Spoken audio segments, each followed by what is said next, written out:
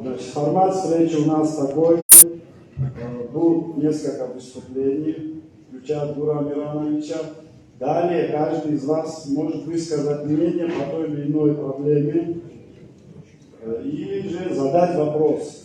Давайте мы с вами постараемся пообщаться вживую, быть активными, задавать вопросы и высказывать свое мнение. Я сразу хочу предоставить слово Алхасу Джинджал, депутату 6-го созыва Народного собрания Республики Абхазия. Прошу вас.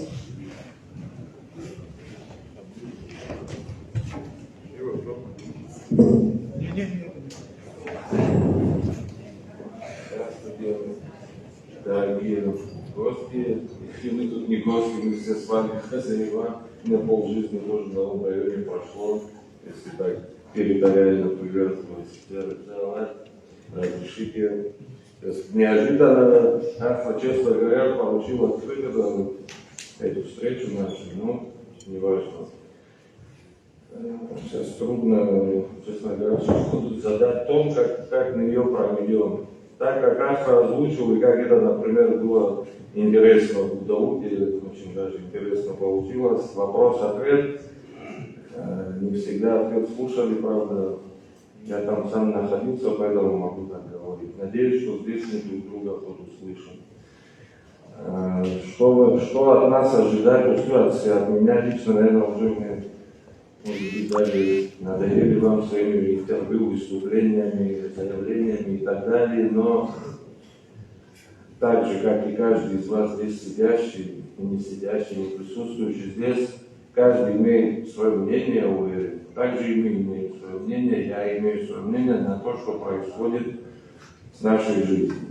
Единственное, с чем не всегда согласен, конечно, когда мы занимаем, как в футболе, одни ворота, другие ворота, и в той команде или в этой команде. Вот с этим только не всегда согласен. В последнем интервью мы выступали с другом. Те угрозы, которые нам кажутся здесь внутри сегодня угрозами, на самом деле хочу высказать свое мнение, скоро превратятся в мелочи по сравнению с тем, что может с нами случиться, учитывая общие процессы мировые.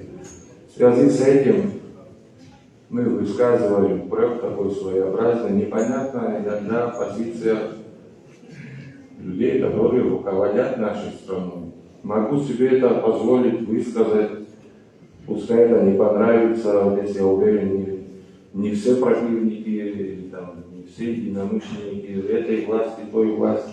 Сам лично это озвучивал руководству, поэтому мне не стыдно это говорить в их отсутствии или передавать через камеру немножко некорректно, но есть что вспомнить. Поэтому хотел бы убедить людей, попробовать. Вот еще раз вспомнить даутскую встречу, я там стоял в конце зала, как в кулуарах, у нас 10 минут, 15 люди послушали, побежали покурить, выйти, и вот это началось движение. Вот там самое интересное происходило. Сторонники, несторонники, силовики, просто граждане, у всех был один вопрос. Абартир плохой, абартир плохой. Вот я на это на ус намотал. То, что я читаю, слышу сейчас, что происходит в соцсетях, хотел бы сказать, что те, кто критикует, могу, не стесняюсь это сказать о себе и о своих единомышленниках. Есть что предложить, и предлагали, и выложили в печатном виде, в виде интервью, пришли на личные встречи. Я не знаю, кто осталось машину обклеить своими предложениями, чтобы люди услышали. Чтобы не быть голословным, сразу начну с проблемы. Жилищную проблему, помните, вы жители нового района, здесь же дом захватывал. Каждый раз, 5 лет назад, помните, по первому кругу дом когда захватывал. Сейчас захват не прошел или прошел с тем или иным. Эти люди несчастные, которые страждут получить квартиры, когда я с ними встречался, не со всеми, но с многими, они даже, многие, по-моему, понятия не имеют, что за программы действуют жилищные. Они не мои личные, они не личные Кабмина или премьер-министра, кстати, который ее своим росчерком пера, хочу при всех это сказать, изменил ее параметры. Не спросил ни меня, ни того людей, которые ее разрабатывали. Сразу окно, в которое люди могли бы попасть и получить квартиру, сократилось на существенные категории. Скатываюсь в критику, но не могу об этом не сказать. Вот это изменение программы, просто росчерком пера был откинут ипотечный механизм, и просто авторитетным мнением один человек против пятилетнего труда целой группы специалистов, правовых юристов, экономистов, социальных работников.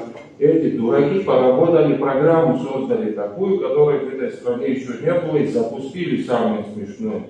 Ну, один человек оказался сильнее, умнее, опытнее и так далее, выкинул то, что, может быть, решило проблемы, простите, многих сотен людей.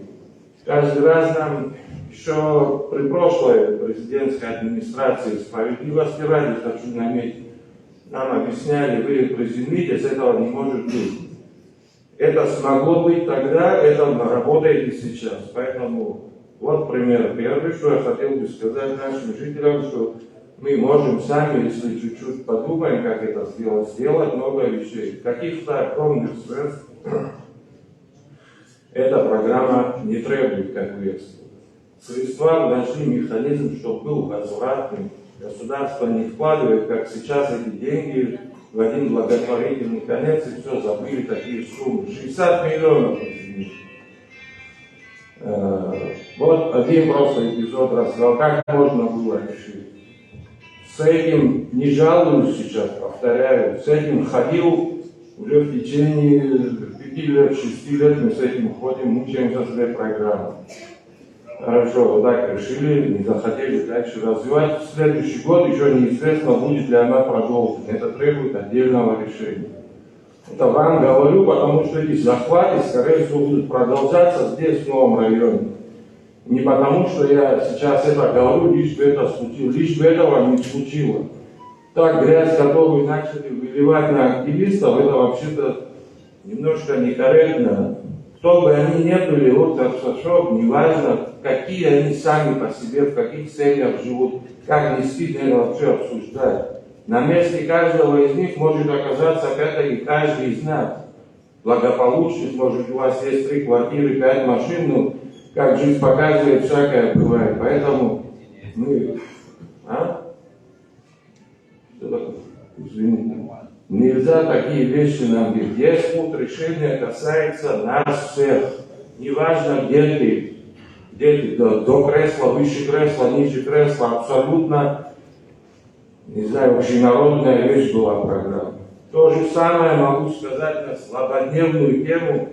Сюда приехал, еле успел, кстати говоря. Ресанту для больницы покупали, стиральная машина сгорела очередная. Вы меня услышите, убьет. Ну что делать? Это мы с этим мучаемся, со светом, а это уже бесполезно разговаривать. А что света касается, хочу рассказать один маленький эпизод. Я вообще не считаю, что со светом есть у нас проблемы технического характера, нерешаемые проблемы. Все это ерунда, если честно ходить. Я лично вам всем здесь заявляю, если наше руководство пойдет на принятие решения по получению инфраструктурного кредита в размере 1,5 миллиарда рублей, если я не ошибаюсь, 2,8% на 10 лет, я не позволю непонятно кому залезть в мой карман, ваш карман каждого. Я лично вот сейчас со всей ответственностью заявляю, если это будет продолжаться, это будет идти по этому пути, как идет. Многие здесь сидящих, я уверен, даже не понимают, о чем речь идет сейчас до конца с этим кредитом. Казалось бы, прекрасно получают кредит, что-то будут чинить, своих сил нет, главный лозунг. Правда же? Так же мы все знаем. Каждое слово, которое я сейчас говорю, проверили, перепроверили, пришли, попросили, не делайте. Вот какой свой план предложили, видение. К Кто-нибудь отреагировал, вы считаете? Просто сухо написали, просто нет и все. Просто нет, ответ отрицательный, там чуть шире даже. Могу об этом говорить, как думаете? Мы имеем право? Каждый год наш бюджет выплачивает какой кредит, все прекрасно помните. Молодец, отец, правильно говоришь. Ну ты, наверное, вы, то есть, извините, мало кто знает условия получения этого кредита и как он был потрачен. Ну, без иронии сейчас немножко. Теперь вопрос хочу продолжить. Ничего не упрекаю, просто вопросы задаю. А Че-Гевару устроили, читали же эти обвинения? Прокуратура отреагировала? Нет, не отреагировала. Железнодорожный кредит от Че-Гевара и новый кредит готовы. Я могу доверить этим людям получение этих денег. Колоссальная сумма для нашего бюджета. Это 1/10 часть нашего бюджета вообще, чтобы вы понимали. Мы его будем возвращать в размере 35 миллионов рублей. Это только проценты каждый год еще на шею положим. Предложили, что сделать без кредита. Еще до этого кредита нормальный, вменяемый план был предложен. Мы не были услышаны. Это я адресую в первую очередь не тем сторонникам Гура или меня или того, а к противникам, горячим защитникам действующей власти. Это значит, тупое деление не кончается из-за власти или против. Вот к ним тогда адресую. Раз ты говорил, и же говорил мне сейчас перед входом. Какой ты молодец. Вот это хочу, чтобы тебя вооружить, хочу это тебе надо знать, что у вас есть возможность помочь и ему, и нам всем, кстати говоря. Потому что это давление сильнее него, сильнее тебя, меня и нас вместе взять. Вы же были до этого. Мой золотой, мы были, 100 миллионов рублей выделили, и узнаем судьбу этих 100 миллионов. Второй год выделили, узнаем судьбу. Ответ дали? И что? Прокуратура, ответ спросил, меня не Вы спрашивают. что поменяли? Вы же до этого. Счетчики начали устанавливать. Вы были, что вы поменяли? Что поменял? Ты мне здесь говоришь, для этого... Я тебе помочь хочу, я не для критики. Нам всем вместе помочь. Конечно. Надо, не мне лично помогать. Ты уже не наш брат, Да, что ли? мы все братья тут. Ну вот вместе это и должны сделать. Не оскорбляйся, мой дорогой, не учи, да слушай, я тебе лично принесу эту программу, вручу, чтобы ты понес, ты будешь молодец. Не я, не для славы делать. Извини. Ты не обижайся, мой. Но мне незачем обижаться. Я тебя слушаю. Тебя, может быть, оскорбило то, что я обращаюсь. Что это? Обращаюсь. Вот именно. Может, то, что говорю про власть там, и так далее. На власти говори правильные вещи. Правильно. Говоришь, где-то нужно диктовать. Как вы не можете оскорбить? Как вы можете оскорбить? Останови. Авиаху. Да, извиняйся, все. Извини, хорошо. Ура, я знаю, что заметил, что имею в виду. Я все понимаю прекрасно. Да, Меньше, я я должен Да, один счет, не один счет, ты больше меньше понимаешь. Что-то же поменялось, что отлично, переходит товарищ, экономически подойдем, тоже правильно подойдем, все правильно. В эту общую корзину, когда что-то приносим, должны же услышать. Конечно, правильно. Ну кому принес, почему так не говорит, как ты, вот благоразумно, как ты приятно слушаешь. Все, я извиняюсь, это ненужную реализацию, извиниться, особенно ставлю такого. Извини, говорю, все, потом могу. Все, я просто уже не туда ушел, извините, всеми нервничаем за все. Хочу до вас одну мысль донести. Может, мои кривые слова не так понятны и интересны, но с любой ситуации есть выход. И мы этот выход видим, знаем, это уже действует в нашей жизни. Никому мы ничего не должны, не надо на нас давить, я в первую очередь имею извне. Мы одна страна, которая должны защитить, даже не пытаясь эту тему уже дальше развивать про все кризисные сейчас вопросы, которые у нас есть. Апартаменты, энергетики, аэропорты и так далее. Есть вещи, которые не то место даже, где там слишком объемный вопрос. Все будет нормально, слушать друг друга надо. Сегодня анонсирована какая-то встреча, я правильно прочел, пригласили 9 марта, как вы с удовольствием пойдем, еще раз озвучим свои просьбы. Про требования говорить не можем, у нас невозможно в нашей стране. Хотя бы просьбу, чтобы быть услышанными. Рассмотреть предложения, а не хотелки наши или какие-то требования. Оформим их правильно, вот проследите, что с этим получится. Я извиняюсь еще раз, слишком может быть национальная голова.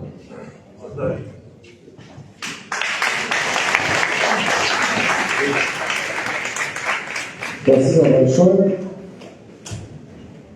Дело в том, что я хочу поддержать Алхаса. Мы все граждане одной страны. Мы все строим одну страну. И учителя, мы сегодня находимся в гостях в школе. Спасибо за прием директору школы Хватски, хочу сказать.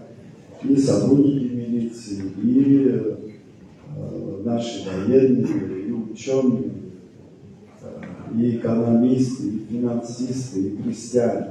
У нас одна страна. Есть вещи, когда нельзя ошибаться. То есть, если ошибешься, потом очень тяжело придется с этой ямы выбираться. И это придется делать уже даже не нам, а нашим детям и внукам. Поэтому у Алхаса душа болит, и у сидящих, у вас всех душа болит. Давайте мы чуть терпимее друг к другу отнесемся и спокойно. Я еще раз хочу сказать, если кто-то хочет выступить, мы обязательно дадим слово. Проблем нет. Неважно, у кого какие политические взгляды. Слово предоставляется руководителю партии Айнара Абдуллову.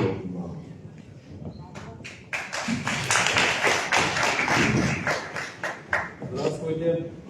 Всех очень рад видеть. Спасибо всем, кто пришел на наше мероприятие. Очень, так скажем, волнительно перед вами выступать. К сожалению, мы живем в тяжелое время. И, наверное, у нас и легких времен у абхазов и не было. О чем хотелось бы здесь перед вами поговорить, вам какие-то вещи сказать.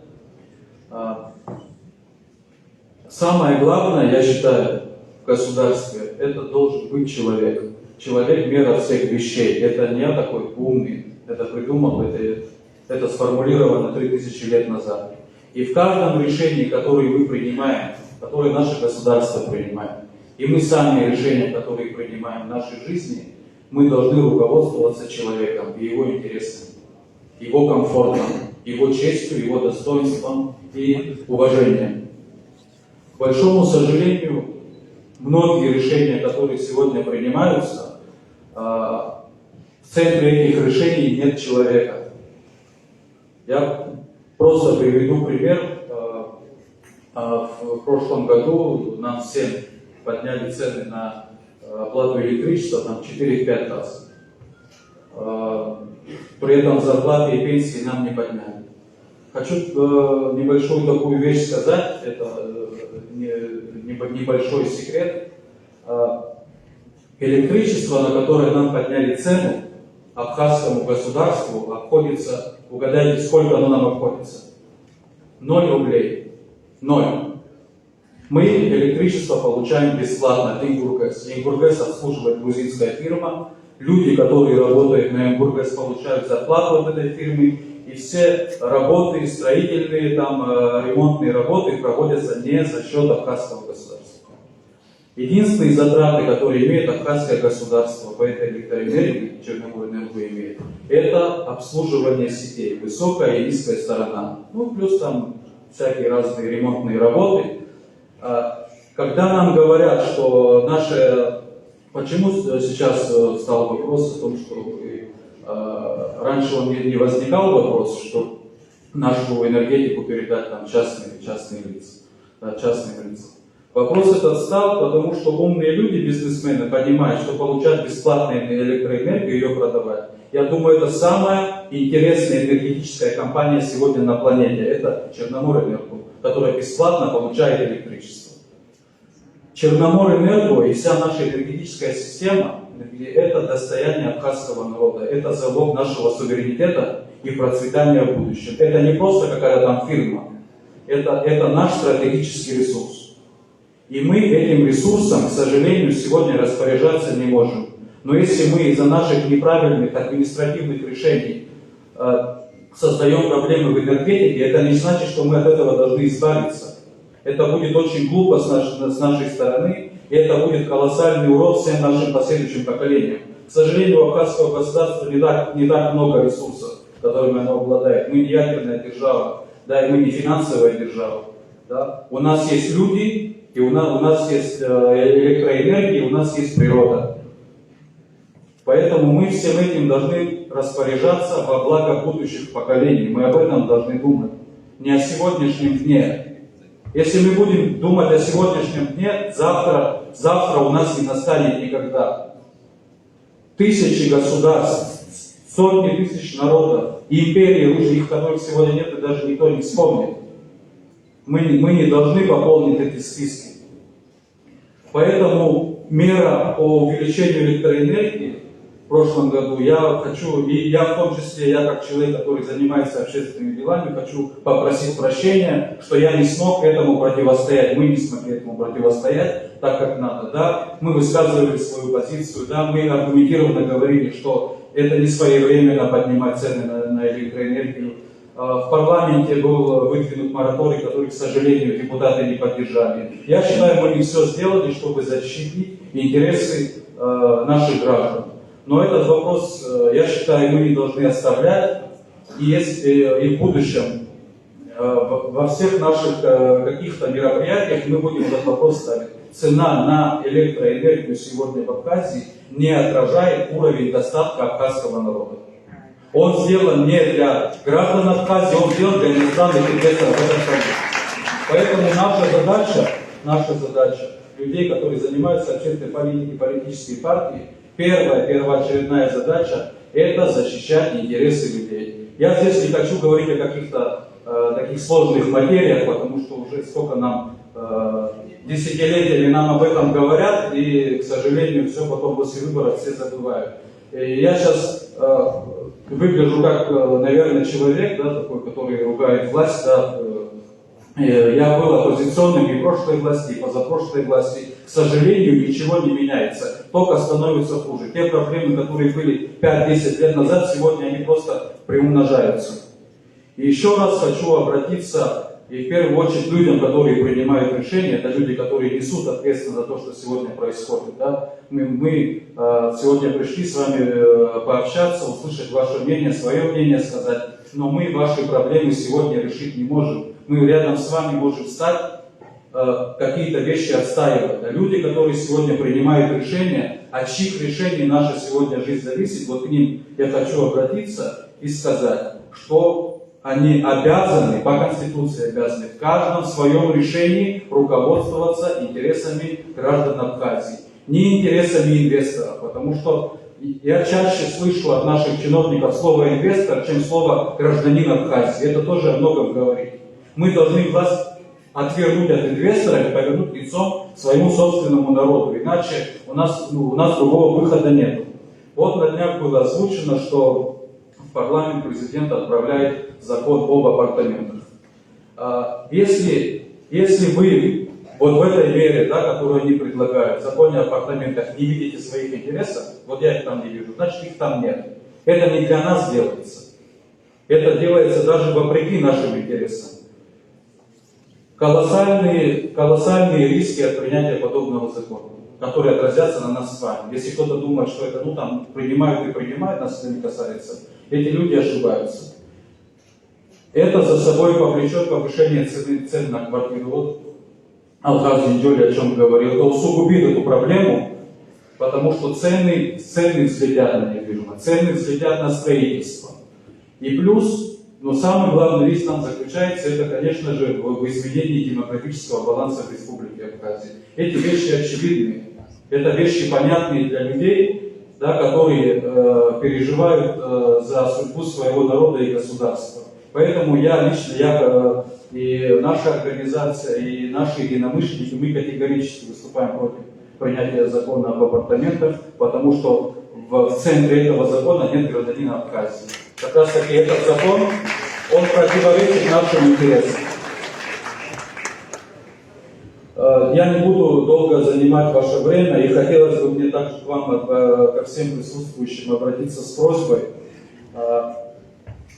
Я уверен, что сегодня ни Алхаз Джинджоли, ни Ахра Ристава, ни Атура Арзумба должны были здесь с вами делать встречу. Такие встречи должен делать президент страны, премьер-министр и министры, ездить, разговаривать с людьми, общаться с людьми и спрашивать, что вам надо. Не в Москву ездить, не в Сочи там с инвесторами видеться, а ваше мнение в первую очередь надо спрашивать. И поэтому я хотел бы обратиться уже к концу нашей встречи, чтобы вы нам озвучили вещи, которые вас на самом деле волнуют, может, какие-то проблемы, какие-то темы, которые вы считаете требуют особого внимания, чтобы мы в дальнейшем, да, в своей деятельности руководствовались в первую очередь вашими интересами, поэтому мы эти встречи и проводим не то, чтобы там покрасоваться, по Абхазии, показать, какие мы красивые и умные. Мы должны понимать, чем на самом деле люди сегодня живут и какие проблемы, не только на новом районе. В Гудауте у нас была встреча, дальше встречи. И после всех этих встреч мы будем реально понимать, какие нам темы озвучивать и какие нам требования делать в отношении власти. Спасибо вам большое. Спасибо большое, Ангур. Ангура тоже я хочу поддержать. Дело в том, что мы все выходцы из советской системы. В демократическом государстве самый главный в стране – это гражданин. Это вы все, граждане страны. Хозяева Республики Абхазия, вы все, и кто здесь присутствует и не присутствует. За Конституцию Республики Абхазия голосовали все граждане Республики Абхазия. Я сейчас вспомнил небольшое отступление. Политика в демократическом государстве идет снизу. То есть политики должны делать то, что хотят граждане страны. И в 2018 году было собрание в городе Очинчира. И там девушка молодая, я тогда работал в администрации президента, она спросила, когда придет то время, когда мы, простые граждане, сможем ставить вопросы на сайтах органов власти, и чтобы люди могли голосовать. То есть, чтобы власть прямо от народа знала. Сейчас же есть интернет, когда гражданин может повесить петицию, и я думаю, что я теперь воспользуюсь этим. Автор Сурманидзе здесь сидит, я думаю, это же можно сделать, чтобы граждане прямо писали, какой вопрос хотите решить, какой вопрос. Это есть власть от народа, когда гражданин хозяин страны. Я предоставляю слово лидеру Абхазского народного движения Ангуру Амирановичу.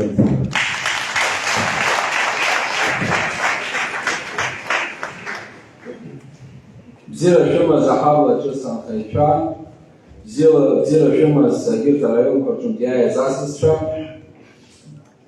абрайха антапшаны шахайз, дара за табу пашаху, дара за гипотуах судабри. Дорогие друзья,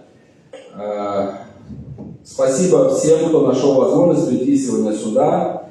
Спасибо и тем, кто организовал сегодня нашу встречу. Еще отдельно хочу и администрации города спасибо сказать и руководству этой замечательной школы за то, что дали нам возможность здесь, в этом зале, спокойно сегодня встретиться. И, кстати, директор школы Лиана Хварская, педагоги здесь присутствуют. Я всегда говорю, что учитель – это гражданин номер один. И спасибо вам за вашу работу. Я хочу, чтобы вы им поаплодировали. Всегда учитель. И возвращаясь чуть назад, я хотел бы ко всем обратиться. Понятно, что мы обсуждаем серьезные, насущные вопросы. И всех они нас волнуют искренне. Но мы находимся в храме образования. Об этом забывать не стоит. Надо быть более сдержанными, друзья. и проявлять уважение друг к другу. И, кстати, эта школа названа в честь великого абхазского политического деятеля начала 20 века Ефрема Алексеевича Ешкова, у которого через 5 дней, 7 марта, ровно 130 лет с даты рождения. Поэтому и прошлое свое надо уважать. Я думаю, Ефрем Алексеевич Вашему дал хамзат, он вряд ли мечтал о том, что через 100 лет вот здесь в школе, названной его именем, кто-то будет с кем-то ругаться. Но это неправильно, абсурдно. И прежде чем начать разговор об общих вопросах, которые, безусловно, нужно обсуждать, на них нужно реагировать, здесь мои друзья передо мной говорили после, наверное, скажут, я чуть-чуть хочу обратить свое внимание по проблемам именно нового района. Вот вчера вот известная журналистка Марьяна Котова обратилась в социальных сетях ко мне, сказала, чтобы я посмотрел близлежащую территорию, как люди живут, в каком состоянии. Я и вчера смотрел, и до этого здесь я часто бываю. Я, честно говоря, прекрасно знаю, как живут люди и на новом районе, в Сухуми, и на новом районе Гудауте, потому что в новом районе Гудауте я сам вырос. И, конечно, картина удручающая. Картина удручающая. В 21 веке люди так жить не должны. Я вот недавно был на Донбассе, где идет война. И вот вечером мы прогуливались с нашим легендарным руководителем Виднашки Саха-Эльзба по городу, по Донецку. Слышны были взрывы. Ну, с передовой доходили до нас эти звуки, а перед нами ложили асфальт вечером. Вот здесь есть несколько человек, которые с нами были, они вам это подтвердят. И поэтому никакого, конечно, оправдания нет никому нам всем, что 30 лет прошло, в этом году 30-летие Победы, что люди в 21 веке живут так. Здесь еще и другая есть проблема. Вот даже километра нет от того места, где мы сейчас с вами сидим, где наши детки, здесь более 760 наших маленьких граждан обучается, правильно? Даже километра нет, отсюда находится свалка. Там накопилось за это время более 40 тысяч кубических метров мусора. Это экологическая катастрофа. Там в жаркую погоду вот эти все испарения ветром идут вот прямо сюда к нам, где люди живут. А в дождливую погоду вся отравляющая масса впитывается в почву. В 2019 году, формируя инвестиционную программу на ближайшие 3 года, лично я, покорный ваш слуга, мои коллеги, мы заложили строительство полигона мусорного в Гурьевском районе. Для чего было это сделано? Для того, чтобы в очень короткие сроки, и, кстати, по нашему плану, этот полигон должен быть завершен уже в 2021 году. Насколько я вижу, этот полигон сейчас в стадии строительства, затянули время, потому что не могли определить подрядчиков, от них забирали, другим давали и так далее. Сейчас не хочу уходить в детали. Так вот, для чего это было нужно сделать? Для того, чтобы мусор, бытовые отходы прессовать и свозить в одно место. И чтобы избавить Абхазию от мусорной проблемы раз и навсегда. Плюс, хочу вам сказать и про другой проект, который, к сожалению, до сегодняшнего дня не реализован. Это детская республиканская больница. Мы еще в 2018 году начали обсуждать, в 2019 году заложили в инвестпрограмму проект строительства нового здания детской республиканской больницы, который должен был быть уже тоже сегодня построен. И это тоже здесь недалеко, это вот на территории республиканской больницы. Это здание должно было быть функционировать, уже должно было открыть двери. Но до сегодняшнего дня даже проект не подготовлен. Потом, конечно, да, что-то делается, делалось и раньше. В 2018 году, я помню, когда бывший глава города здесь вот по улице Кавказе, какая дорога была, вы же или помните, когда дети в мокрую погоду, даже не промочив ноги, не могли до школы дойти. Заасфальтировали там порядка 800 метров, какие-то ремонтные работы здесь сделали в спортзале. И сегодня что-то администрация делает. Вот я вчера, буквально или позавчера, смотрел репортаж абхазского телевидения, там придомовые территории очищаются, сносятся старые заборы. Но я хочу вам сказать, что в современном мире И при наших сегодняшних возможностях силами администрации ваши проблемы, наши проблемы решить невозможно.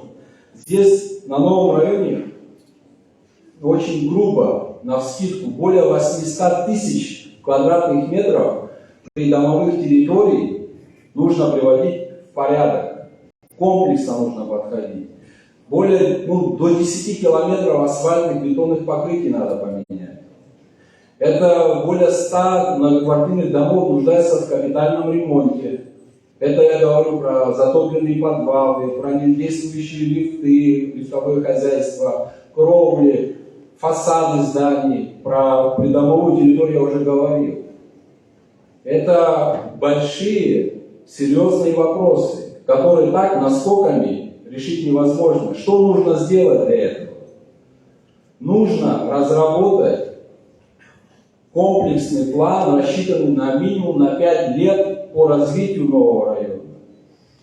Куда будут заложены вот те проблемы, решение тех проблем, о которых я говорил выше. Здесь, на новом районе, необходимо обязательно построить центр внешкольного образования и спорта. Вот дети после школы куда могут пойти? Мы удивляемся, что наших детей засасывает криминальная идеология. А куда им идти после школы, если не на улицу? Вот у нас есть на новом районе 2 сквера, да, вот между улицами Агрова и 30 сентября. Их тоже нужно привести в порядок.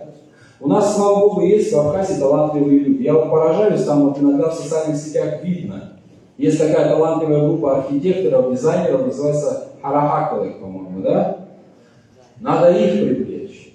Все вместе, вот как мы сейчас сидим по-семейному, и сказать, вот нарисовать, предложить план как минимум на 5 лет. И вот здесь по-семейному мы с вами должны решить, что мы будем делать в этом году, в следующем году и через 2 года. Так сегодня решаются проблемы. Источник финансирования 3 должно быть, как минимум. Это средства республиканского бюджета, выделены под эту программу, средства местного бюджета, городские деньги, ну и плюс взносы жильцов. Я абсолютно уверен, если подойти прозрачно, подойти понятно, чтобы людям было, что мы делаем, с удовольствием все заплатят все коммунальные платежи в полном объеме. Я уверен, здесь еще найдутся те, кто еще сверху заплатит, да? Там найдутся те люди, которые...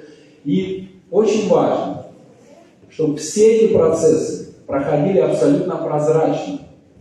Куда деньги тратятся, кто является подрядчиком, кто является субподрядчиком, какие сроки, чтобы жители нового района могли как минимум в полгода раз, вот так мы могли собраться и сказать, этот этап реализован, следующий этап вот такой. Вот так делается везде.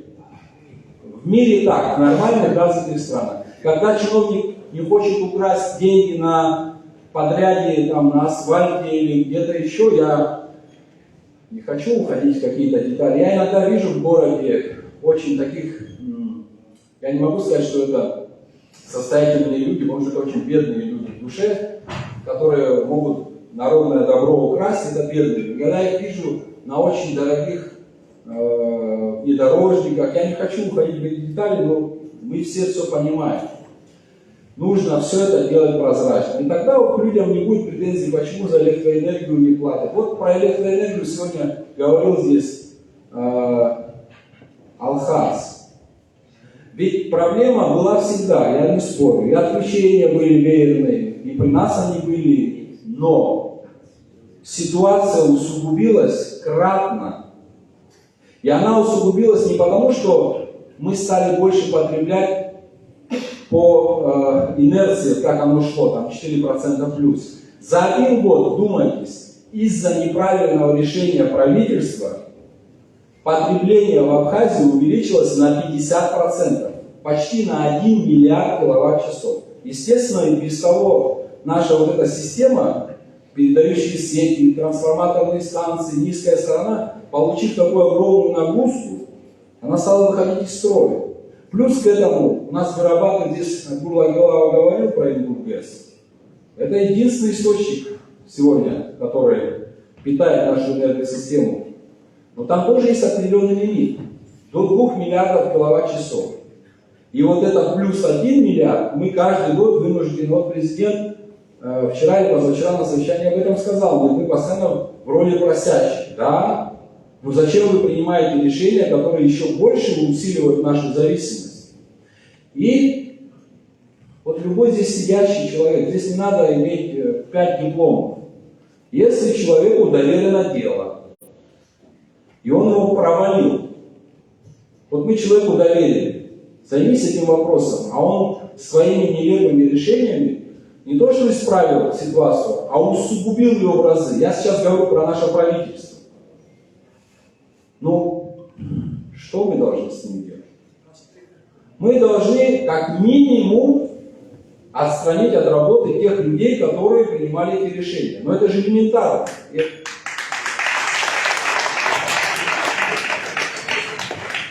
Ну что происходит у нас в Абхазии? Вот сегодня президент выступал и говорил о следующем. Будет создано еще одно новое министерство. Министерство энергетики и транспорта. То есть тех 15 или 16, или сколько там я уже застрелился с расчетом министерств было недостаточно, нужно создать еще одно министерство. То есть люди, которые занимались энергетикой, уничтожили энергосистему, провалили полностью работы, вместо того, чтобы их наказать, мы говорим, нет, теперь вы поигрались, давайте мы заберем у вас эту игрушку, и ты иди сюда, хороший, ты управленец, теперь твоя очередь. Ну, тогда если ответственности никакой не будет, а за что тогда люди должны платить? За что? Поэтому, говоря об энергетике, слово ответственность всегда должно быть где-то рядом. Ничего с этим тоже страшного нет. Если человек не справился, слушайте, при Владиславе Григорьевиче в те времена тоже сколько было премьер-министров, поменяли одного, второго, третьего, что от этого что-то страна наша куда-то пропала. Это нормально. Это люди должны понимать, что это наши с вами слуги. Они наняты на работу. Справился, молодец, поощрил. Не справился, уйди. Но, к сожалению, сегодня происходит, что вот кто-то взял эту должность, забрал как свою собственность и не отпускает, понимаете? Вот что происходит. Теперь про апартаменты коротко сказать. Вот неприятно иногда слышать от людей, тем более хорошо знающих правду, что вот, дескать, оппозиция пользуется любым вопросом, дабы критиковать власть. Вы знаете, вот я перед вами стою. Я был министром экономики, кто-то знает, кто-то не знает, кто-то видел. В 2015 или 2016 году, я уже не помню, был форум, я открыто, будучи министром, выступал против продажи жилья иностранных граждан. Хотя тогда многим не нравилось, и моим коллегам, может, не нравилось. Но мне Рауль Джунгович Хаджиба ни в чем не упрекнул. Он сказал, это твое мнение, и все, это мое было мнение. И сегодня мое мнение такое. Не потому, что я там в оппозиции или где-то еще. Почему я считаю, что апартаменты, когда говорят про апартаменты, уважаемые друзья, я хочу, чтобы вы очень внимательно понимали, что здесь идет просто, не хочу употреблять слово мошенничество, а это подмена понятий. У нас запрещена продажа жилья иностранным гражданам. А что такое жилье для иностранных граждан? Это квартира, которую он может купить, правильно? Вот он купил, взял ключи, все это его собственность, уехал в Москву, уехал там в Сызрань, не знаю, и вернулся, когда хочет. А чем отличаются апартаменты, которые сегодня нам говорят о том, что мы хотим их продавать? Ничем. Апартамент-отель – это апартамент-отель. Апартамент-отель, он принадлежит вам.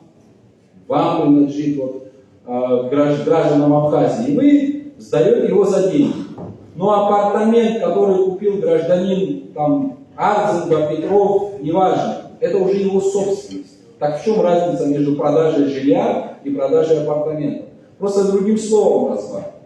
Я вот поэтому говорю, а почему я против сегодня? Я не говорю, что всегда против. Сегодня мы не готовы. Вот здесь сидящие наши граждане, живущие на новом районе и других районах Абхазии, разве у нас с вами нет жилищных проблем? А что делать семьям, у которых 2 детей, 3 детей, 4 детей? Куда девать им своих детей? Вот они подрастут, женятся, где они будут жить? Когда это и так сегодня уже дорожает, а как только мы примем этот закон, это в разы будет дороже. Уверяю вас, Лучшие земельные участки уйдут под строительство этих апартаментов. Лучшие сферы жизни, жизненного пространства нашего с вами уйдут под эти апартаменты. И что очень важно в этом законе, даже они зачем писали, я не знаю, даже написали право делать забор, огородить эти апартаменты, чтобы мы с вами своим неопрятным видом, своими какими-то не портили им, значит, настроение. Вот сегодня что происходит. Почему мы и против этого?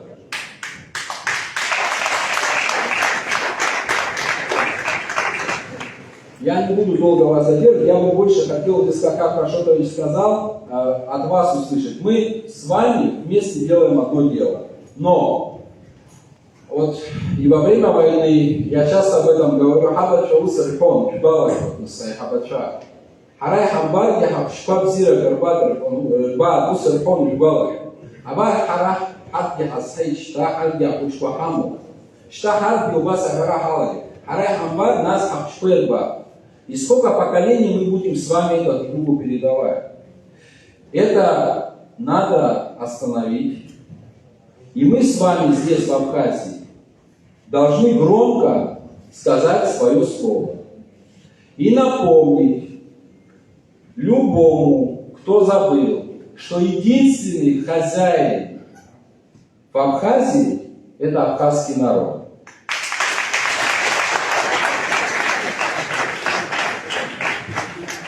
Я думаю, что на этом я завершу, и мы перейдем к вопросам, если нет других выступающих.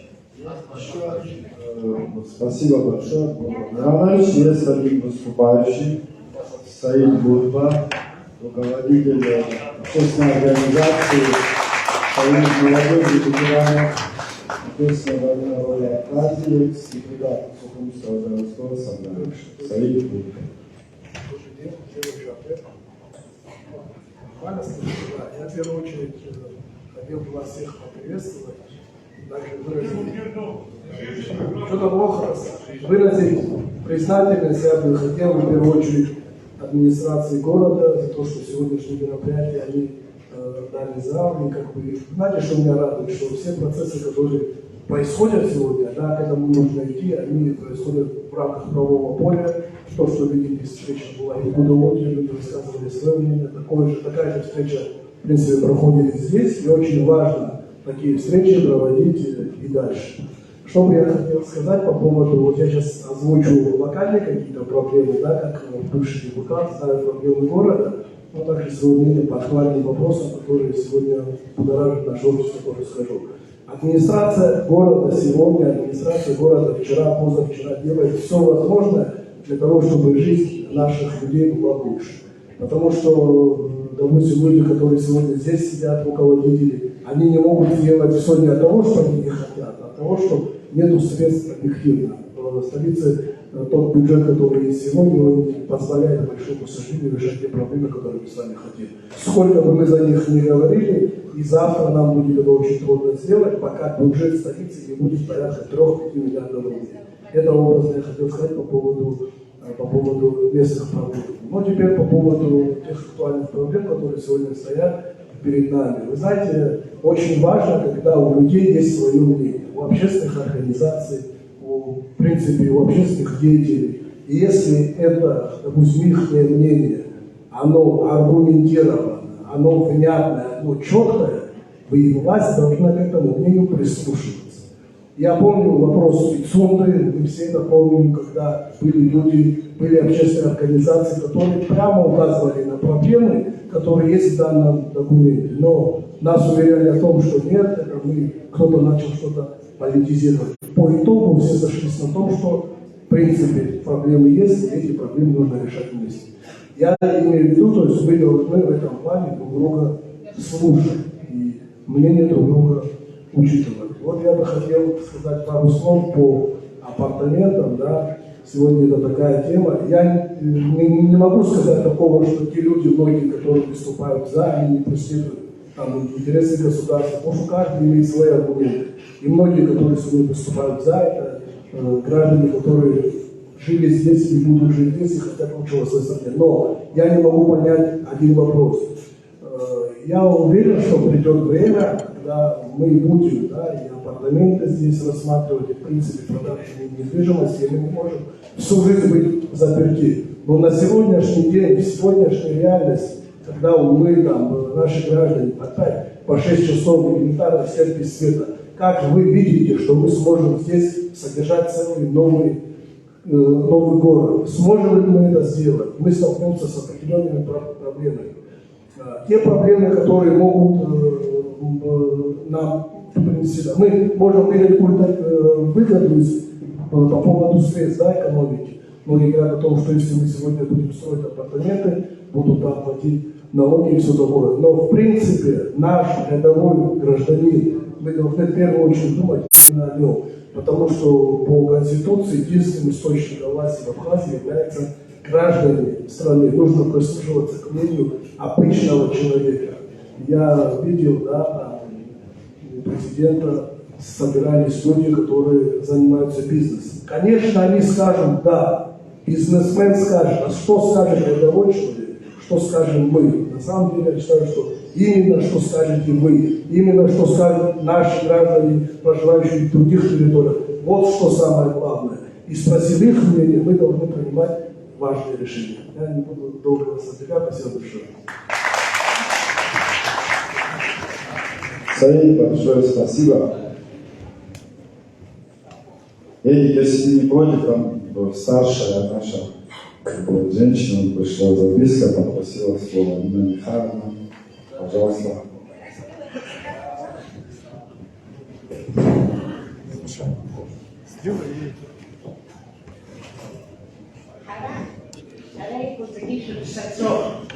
Аԥсны аҟазаара аҟанӡара ҳаамҭа шынҭагылаз шхашәмыршҭа.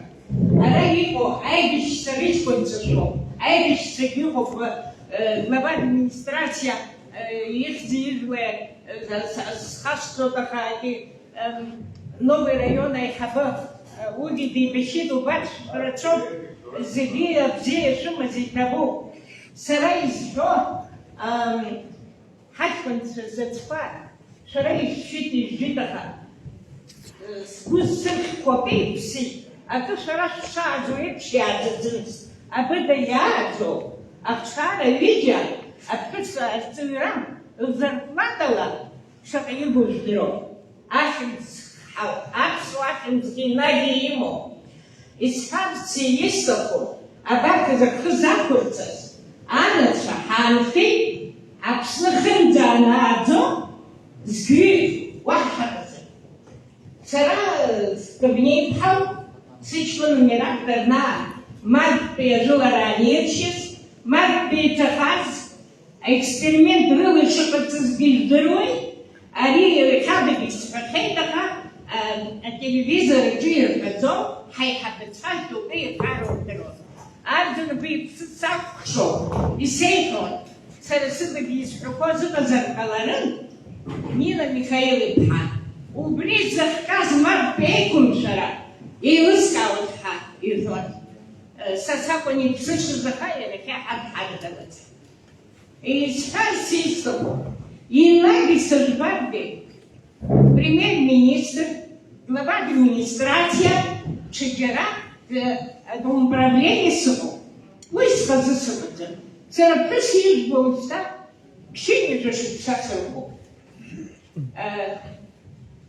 Дипломгьы сымоуп, хыҽхәараҳәом, аха ԥара рыла, усурала ауаҩы дбагадаихьаӡом. Иабаарго шьоукы, аҩн дуқәа дыргылоит, авокзал аҿы унеир, иабаарго иџьасшьо, абри џьбыда ԥҳәысуп. Ҳаҵара умазар агьи ԥсамзар диплом ҽнак ҩ-ҭыԥкаҿы ус зуан. Хԥырҿынӡа, хфеидыркны аабарҿынӡа. Ус ахныҟәгаруа шаҟа имариахаз дара.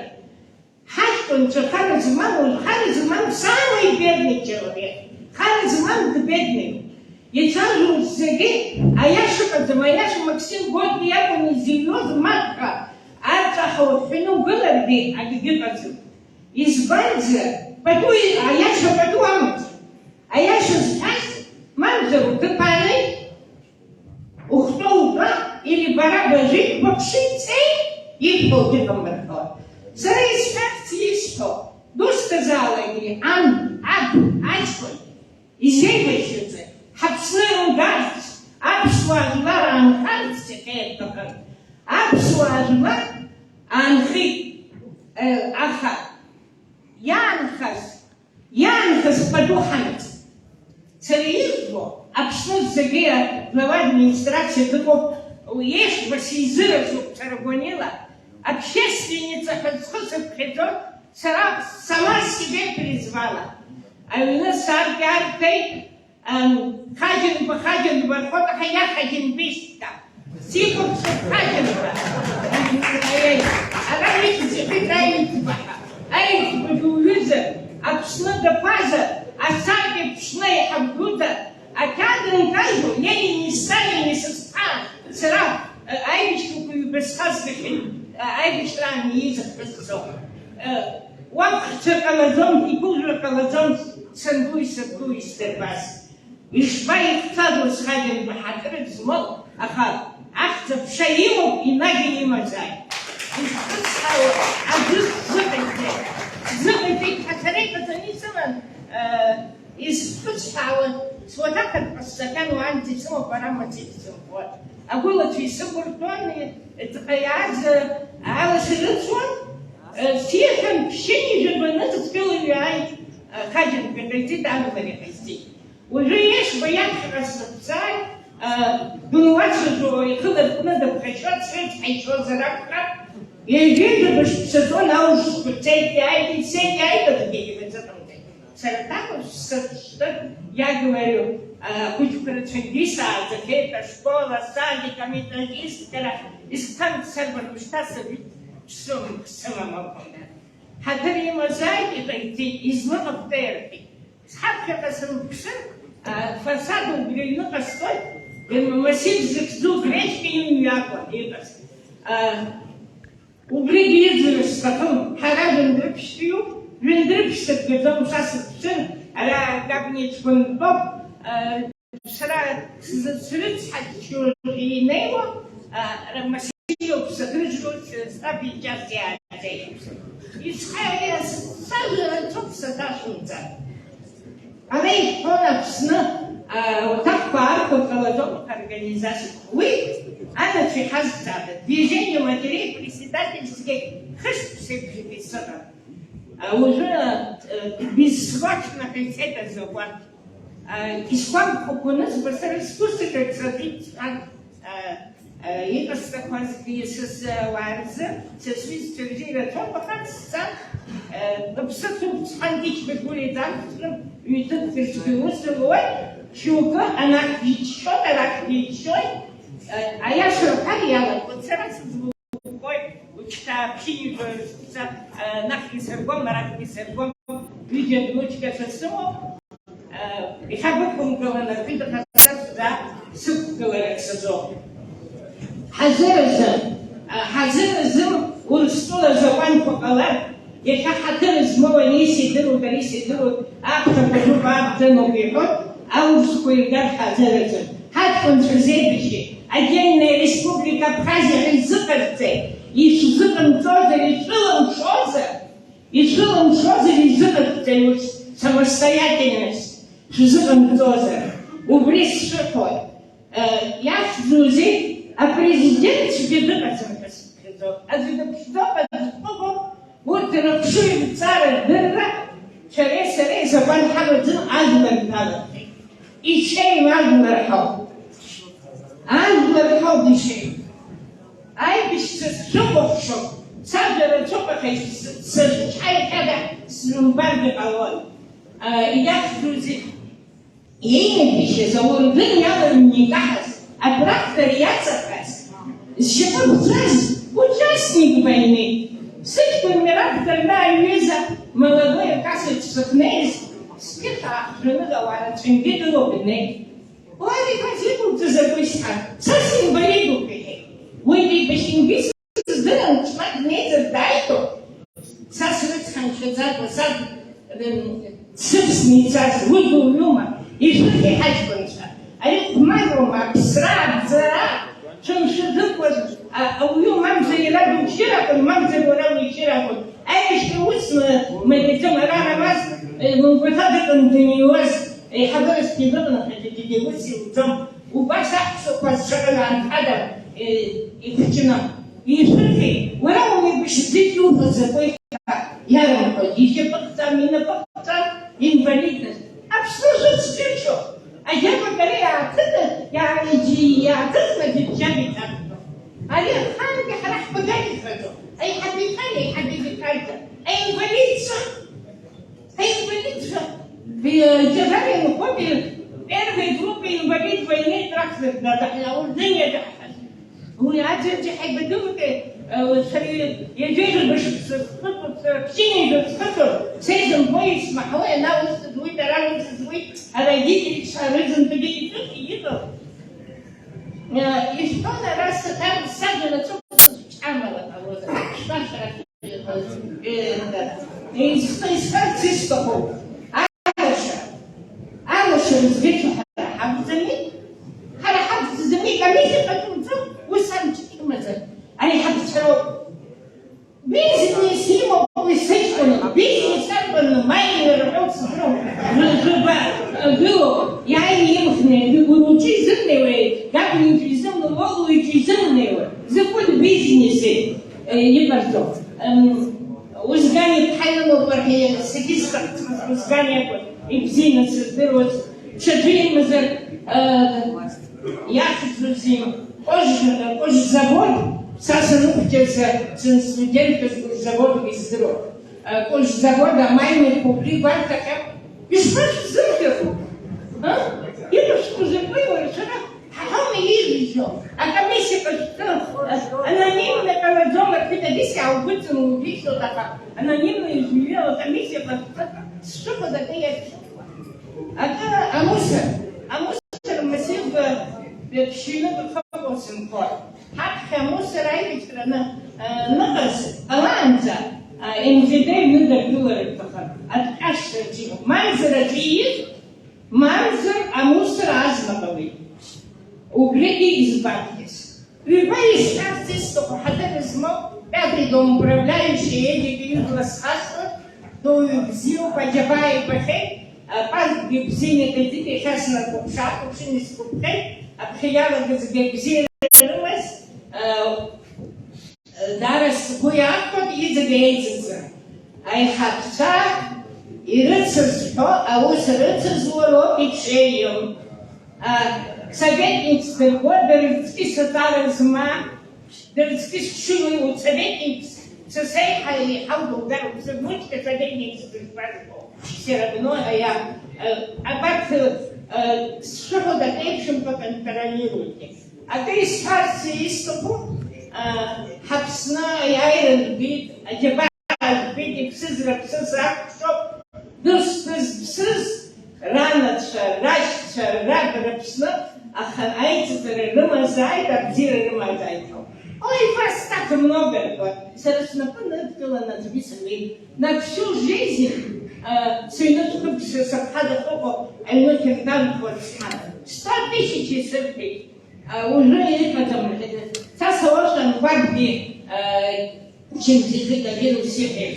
Финансовый суда бдит. Нина Михайловна Парахамадина. Ущерб царь чепку пахцу дали.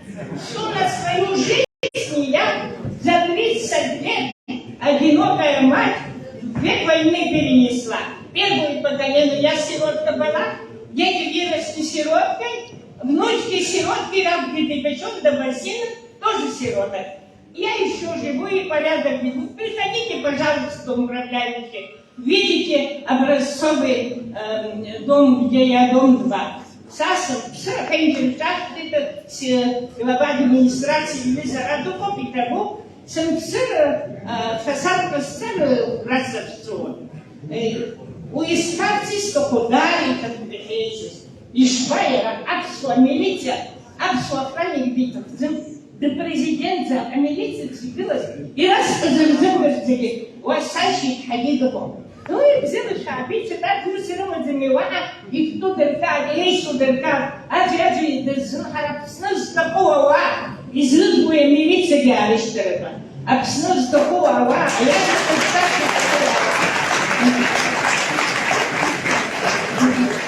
не Итабукика, Арзен Башут Лапсил, Пазу Лауит Кало, Арзен Бачки Замбадис, Смахатис, Айбишран, Пашка Гидапсина, пример Штургона, Арзен Бапаш, ну, Арзен Бачки Гидама Закаланаха, Вячеслав Григорий Владимирович Ехайцо, Уяж Ехайцо. Поколение было за царь Хайтасто, Арзен Рехтерипа, Аббат Хайтасто, Рызен Бабисук, Харатату, Шайбисуку, Зымко, Цара, она Каса Герак Стахота, Судеха, Зомка, Зымко, Дому. Зюрка и Дому, Сатави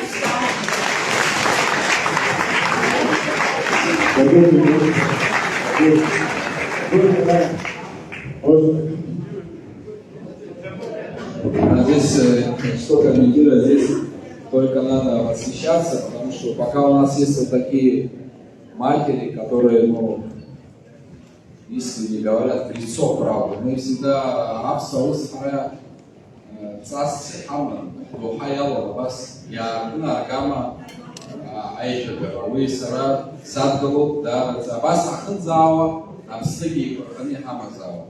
Хабхат Муханала, Кахат Шоша, Киужа, Абсна Хамаху, Збанамза, Абсна Дари, Пшзок, Дари, Бил, Ейла, Одари, Латвию, Ехам, Тазлава, Алан, Сил, Патагуза, Шакурут, Украина, Нахарах, Урастула его, олигархча, Патвик, Чхером, Бит, Абраха, Ашха, Юлат, Сабра, Загиахо, Набартапсу, Апчигин, Настягана, Абра Задир, Наздарешев, такой, Дорчара, такой, Абра, Альнусмаге, Сара, Балсара, Лиситаскалу, Дубри, Альнусмаге, Пауа, Амчра, Жома, Наху, Марахму, Оба, Ирисха, Стаху, Джеранс, Капеко, Проза, Рамала, Джера, машина подарка стирается, где самолет летит, катают, а вы вот что.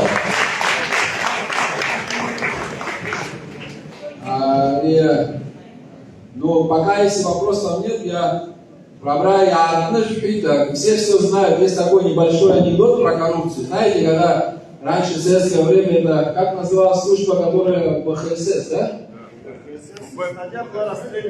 Расстреляно. Пришли к одному, говорит, ты где взял Волгу? Он говорит, как где взял? На гараж поменял. А гараж где взял? Гараж, говорит, поменял на участок, у меня дача была небольшая. А дачу где взял? На лодку поменял. В общем, лодку на другое и до велосипеда добрались. А велосипед ты где взял? А за велосипед я уже где-то отсидел.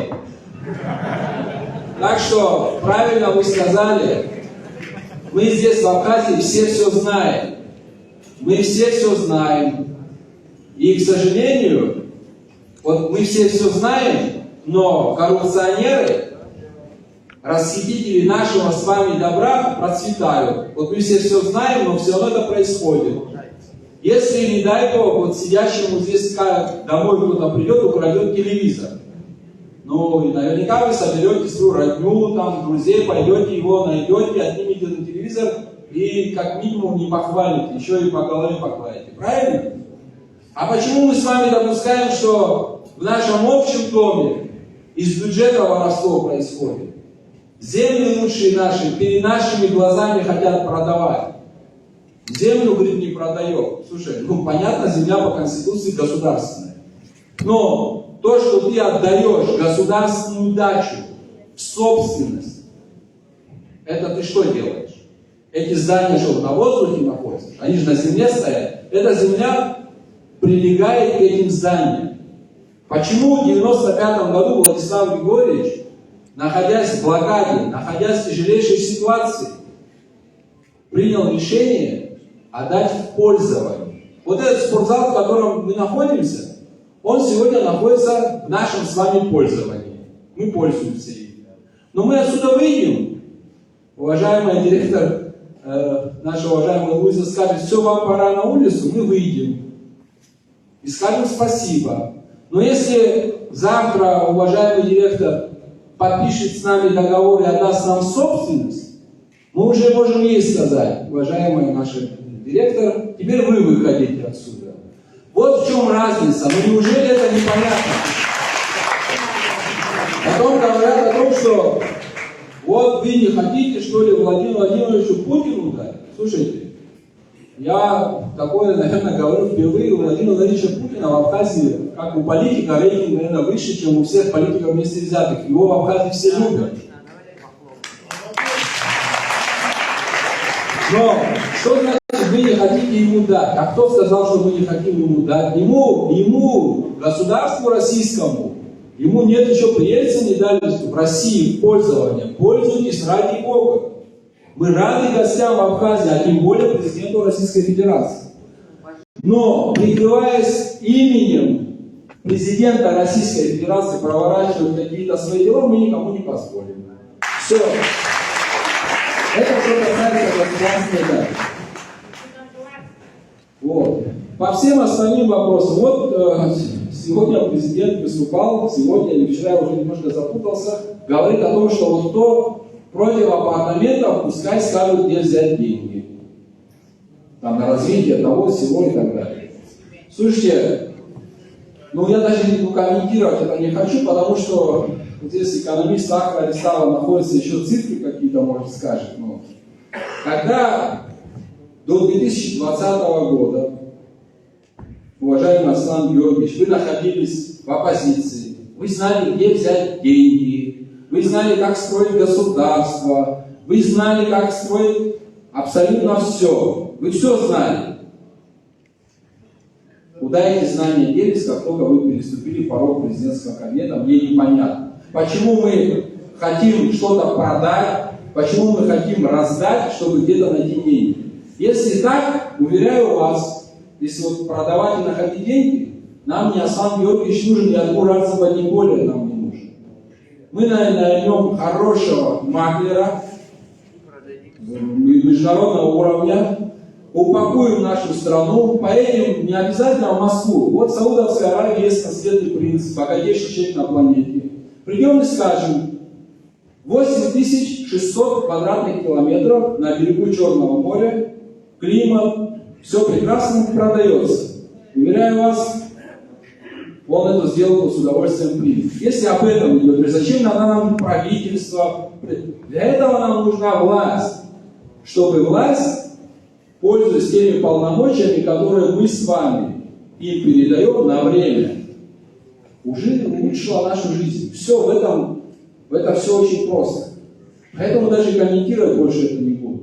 Если, еще раз хочу сказать, если ты не знаешь, как делать, если ты не говоришь людям, ездишь по районам, что мы ничего не можем, возьми вот так бумагу, меня упрекают, премьер-министру я предлагал А4 листов. Возьми А3 или А4, напиши заявление и иди домой. В чем проблема? Ситуация ясна. Уз абсолют сам, ахшуй лахту. Если айза жабрачмус его усубы этик хашва ахабла джетс управление хабор авиалисто и ахаб. И я считаю это правильно, что мы вот так умели друг друга слушать, разные мнения.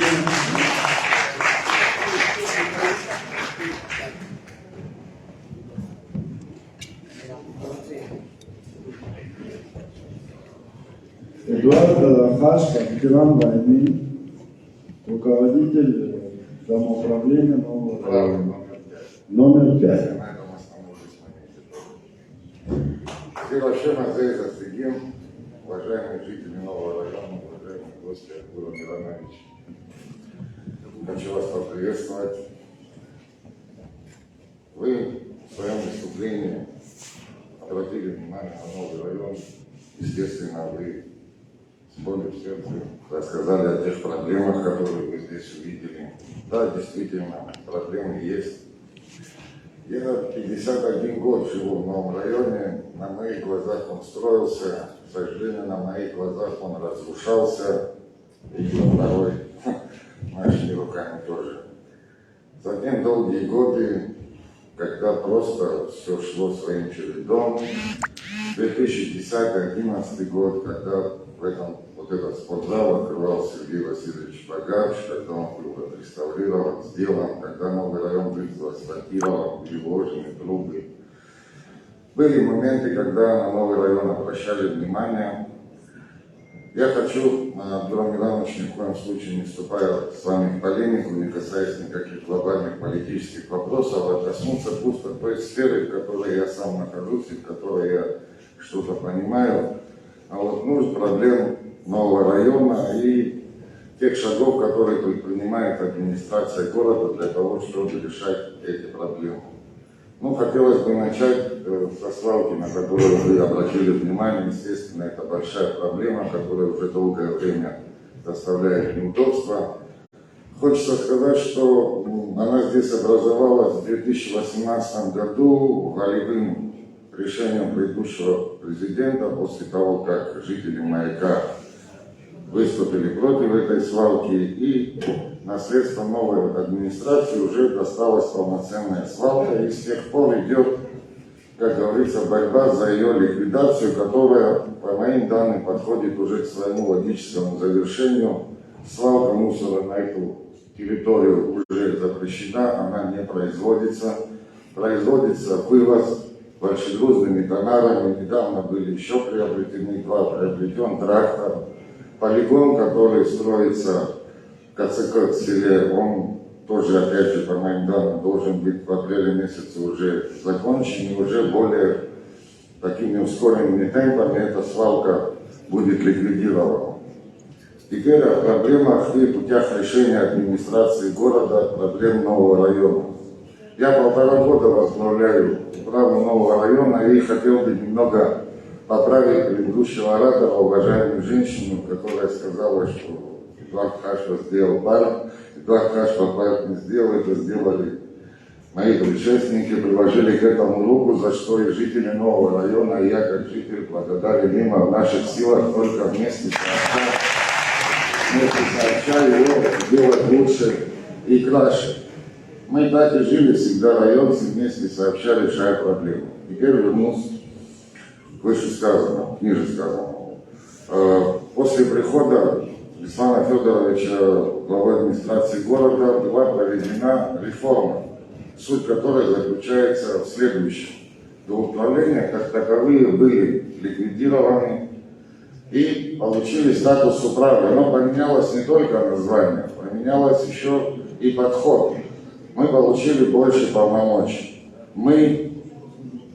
Коммунальные платежи, то есть квартплата, которую платят граждане, она остается на нашем спецсчете, который мы можем использовать на свое усмотрение, решая насущные нужды живущих в новом районе. При этом дотация госбюджета остается. То есть это большое подспорье. Это двойной бюджет, если можно так сказать. Дотация остается. И учитывая все это, можно увидеть, что за последний год-полтора, может быть, не такими ускоренными темпами, как нам всем хотелось бы, но изменения в новом районе происходят, тем не менее. Вы коснулись темы придворовых территорий, да, как бы, глобально глядя, учитывая, что из 261 лифта 89 не работает, что дороги многие пока не заасфальтированы, но всегда дом начинается со двора, с чистоты. Если мы наведем порядок и чистоту во дворах, то и у людей появится некий интерес, стимул к дальнейшему развитию. Я считаю это правильным решением. Вообще надо сказать, что за последние 1,5 года администрация города уделяет немало внимания именно нуждам насущным нового района, включая в себя вот эту реформу, и плюс всегда наши просьбы, наши пожелания, что касается нового района, практически никогда не остаются без ответа или какого-то решения. Я смело, вот здесь, глядя в глаза всем жителям нового района, могу сказать, что ни один человек, обратившийся в нашу управу, без внимания не остался, насколько была его решена проблема на все 100% или на 50%. Но если не хватает наших сил, мы обращаемся в администрацию города, которая всегда нам оказывает помощь и поддержку. На этот год заложены масштабные работы в новом районе. Этот юбилейный год 30-летия Победы будет заасфальтирована с бордюрным ремонтом полностью улица 30 сентября. Вы все жители нового района знаете эту улицу.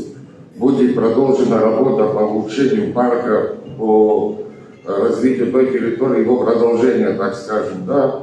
Городские депутаты приняли проект «Пятачок», так называемый у нас в новом районе. Он тоже будет изменен. Поэтому, Альгурам Иванович, я хочу вам сказать, что на самом деле за вот эти 1,5 года, которые я возглавляю управу, со стороны администрации города, я чувствую постоянную поддержку. Также всегда рядом с нами жители нового района. Это наша самая большая сила, наша самая большая опора, которые всегда находятся рядом с нами. Я думаю, что сообща мы достигнем успехов. Депутаты городского собрания, депутаты парламента, в частности, вот Астамов, Ваталаш Геркеда, вы сами знаете, что в режиме почти 24/7, учитывая напряженную работу в парламенте, он всегда находит время уделить проблемам и нуждам нового района. Многие жители подтвердят мои слова. Я думаю, президент оказывает поддержку именно нуждам нового района. Сейчас рассматриваются сметы не на 1, не на 2 подвала, а на побольше по поручению Кабмина. УКС рассматривает эти сметы. Да, может быть, кто-то скажет, что это капля в море, учитывая, что 136 домов, поверьте, цифрами по новому району я тоже в уме, они не снятся, эти насущные проблемы. Но хочу вас заверить, что сообща все вместе, я думаю, мы сможем двигать дальше, решить эти проблемы. Можно вопрос нам? Да. Дима, ты хотел сказать? Да, я прошу прощения, я послушал просто. Микрофон может быть? Не, я думаю, меня все услышали. Да, по крайней мере. Я спрашивал, вас услышал, что и это действительно так, мусор выводится в Гальский район большими тоннарами, об этом речь идет правильно. При этом для того, чтобы сформировать какой-то объем для этих тоннаров, мусор где-то надо сформировать. В недавнего времени его накапливали как раз вот на бывшей территории таксопарка. Вы только что озвучили, что ввоз мусора в таксопарк прекратился. Да, практически, да. С этим практически... Ну, прекратился, да, так я не буду сказать. С этим у меня вопрос. Где на сегодняшний день происходит временная перевалка мусора? Я вам отвечу на этот вопрос по тем сведениям, которые я располагаю. Машины, собрав мусор по городу, отвозят его в ГАУ. Разгрузившись там, возвращаются сюда и опять, собрав накопившийся мусор, отвозят его обратно в ГАУ в режиме нон-стоп. То есть не тоннарами, а именно вот эти вот... Вы имеете в виду тот мусор, который на свалке, или тот, который собирается в контейнерах, поставленных по городу и по району? Я цитирую ваше выступление. Вы сказали... Нет, вы хотите Вы сказали, что ввоз мусора на сегодняшний день на территорию таксопарка прекращен. Да, происходит только вывоз. Да. Меня интересует, это так? Да, это так. Можно я отвечу просто начальник? Может, да, не совсем. Позиция приехала и отчет пошли. О, плюс. Добрый вечер, Уважаемый, есть о чем. Да, начальник управы, он на его территории находится. Это свалка, поэтому он, как говорится, обладает этой информацией, но не до конца. На сегодняшний день мусорная ситуация в Сухуме происходит в таком режиме. Весь мусор, что формируется каждый день, он вывозится на машинах, где стоят такие контейнеры, кубов. Да? Весь остальной мусор, что формируется вот в таких лодочках, да, которые у нас есть по городу, ну, там 20 кубов. Этот мусор возится в спецавтохозяйство, там есть территория у нас небольшая, там его перегружают на эти тоннары и отправляют в Гальский район. То есть вот так происходит. Я сказал правду, что на территории таксопарка мусор не... Маленькая ремарка. Я не уверен в том, что на сегодняшний день ввоз мусора на территорию таксопарка прекращен. Ну, это ваше право. Ваше право. Нет, это помимо права, это констатация факта. Я поэтому хотел вот это понять. Мы есть какие-то факты, можете их привести с этим, будут разбираться. Ладно, спасибо. Не за что. Уважаемый глава управы, вообще мне приятно, что вы рассказали о том, что вы делаете. И здесь вот заместитель главы города тоже сказал про мусор. Я хочу вам вопрос задать. Вы против того, чтобы новый район развивать комплексно с прямым финансированием по программе из республиканского бюджета и в том числе из городского бюджета? Вы против этого? Если на то будут средства, кто может быть Ну вот, против этого? я рад, что вы за это, потому что... Мы идем к этому. Потому что... шагами мы двигаемся. Я могу вопрос задать? Да, пожалуйста. Уважаемый управляющий, вы читали договор Илья Эдуардович, когда он был председателем Народного собрания, он делал договор. Согласие договора людям приходится платить в оплату. Кто согласен, этот договор. Что такое договор, некоторые не знают. Пункты договора, там много перечень. Я сама читала, много перечень. Вы читали этот перечень? И когда кассирша, когда подходит человек, заставляет, она говорит, вы в договоре, вот что написано, выполняют ваши сотрудники или вы, что в договоре написано, там много перечен, ремонт вебки, ремонт лестницы, лифты, мойка, двор подмести, сколько лет, сколько дня, там очень много перечен.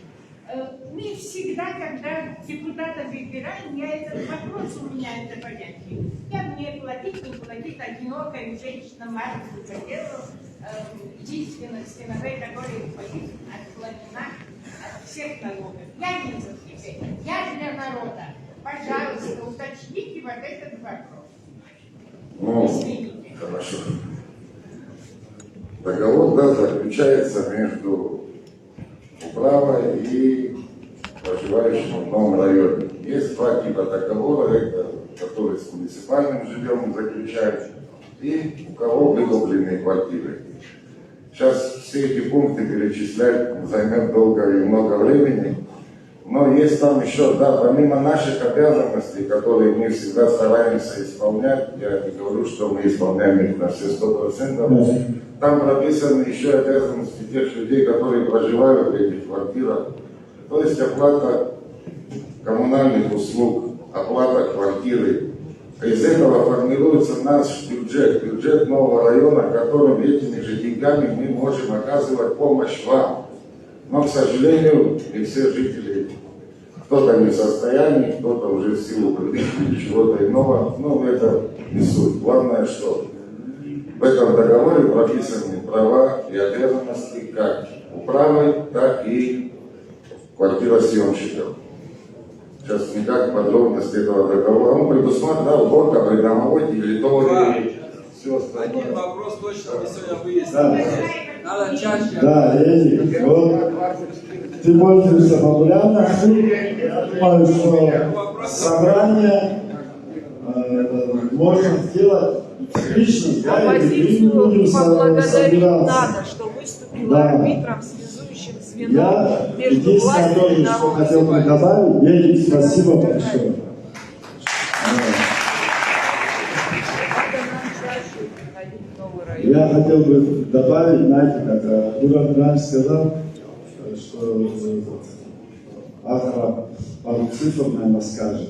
Я вот когда пришел, здесь девочки стоят, сотрудницы милиции, нам некоторых спросил, как зарплата, есть ли премии, значит, учителей, зарплата средняя в районе 17 тысяч. И как экономист, конечно, я вам скажу, в стране, где зарплата ниже $500 по стране, ну, это в районе 35 тысяч. Конечно, все будет очень тяжело, это понятно экономистам.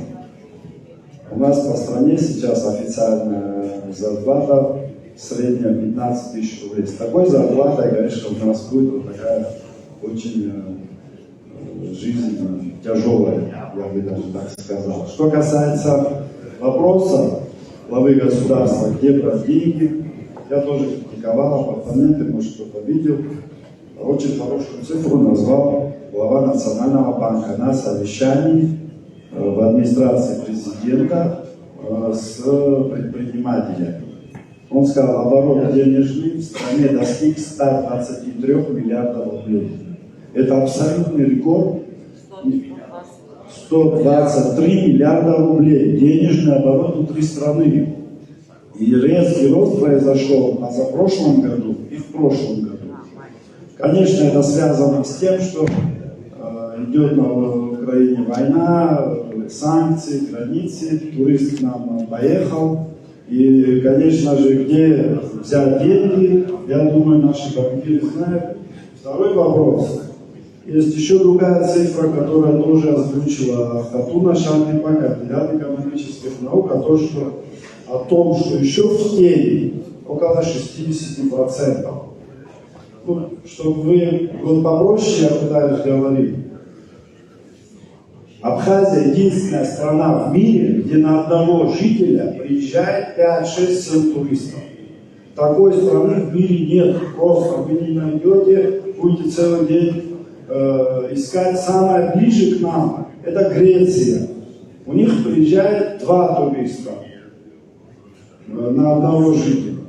Поэтому, да, несправедливость в нашей стране, да, есть проблемы.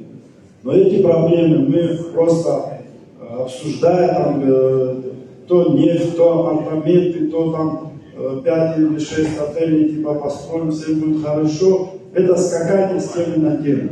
Нужны глубокие перемены. Надо определить справедливость через закон, кто бедный, кто богатый, кто средний.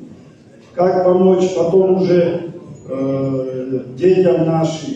Как, чтобы дома были красивые, улицы, тротуары, чтобы мы живем в стране души. И эта страна души должна быть, присутствовать везде, где наши люди ходят. И для этого нужны реформы и перемены, о которых уже много лет говорят. Некоторые там, да, мы тоже работали, но я вам скажу одну вещь. Вот здесь есть присутствуют депутаты парламента прошлого созыва и нынешнего созыва. И Артур Амирович тоже, я думаю, подтвердит, сколько законопроектов пошло в парламент. А у нас получается, что если люди богатые, очень богатые, даже по американским меркам, по германским меркам, есть те, которые не хотят платить налоги, а мы сейчас слышим опять льготы. Что такое льготы? Это значит, человек не будет платить налоги.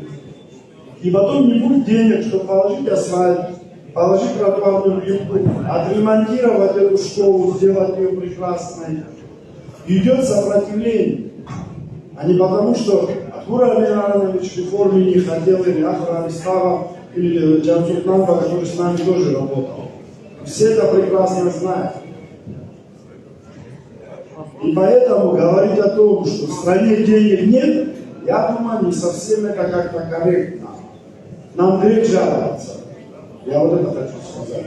Вопросы, давайте активнее. Говоримся. Кто задаст вопрос? Есть? Вопрос, пожалуйста. Есть вопрос депутата. Я вас приветствую в новом районе. Пришли посетить На нас. английском. Да, зачем вы сюда? Я хочу сказать, первый вопрос, во-первых, я вижу, что вы очень образованный человек, грамотный человек, у вас очень много плюсов, ну и как у всех людей, у нас минусы тоже.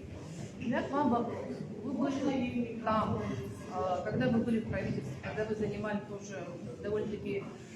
Министром экономики. Да, когда вы были министром экономики, у вас же были какие-то полномочия. Вот, например, я считаю, вокзал сегодня – это визитная карточка. Мне стыдно. Согласен. Мне стыдно. Я не политик, я далеко не политик, я обычный человек, обычный учитель с 5-летним стажем.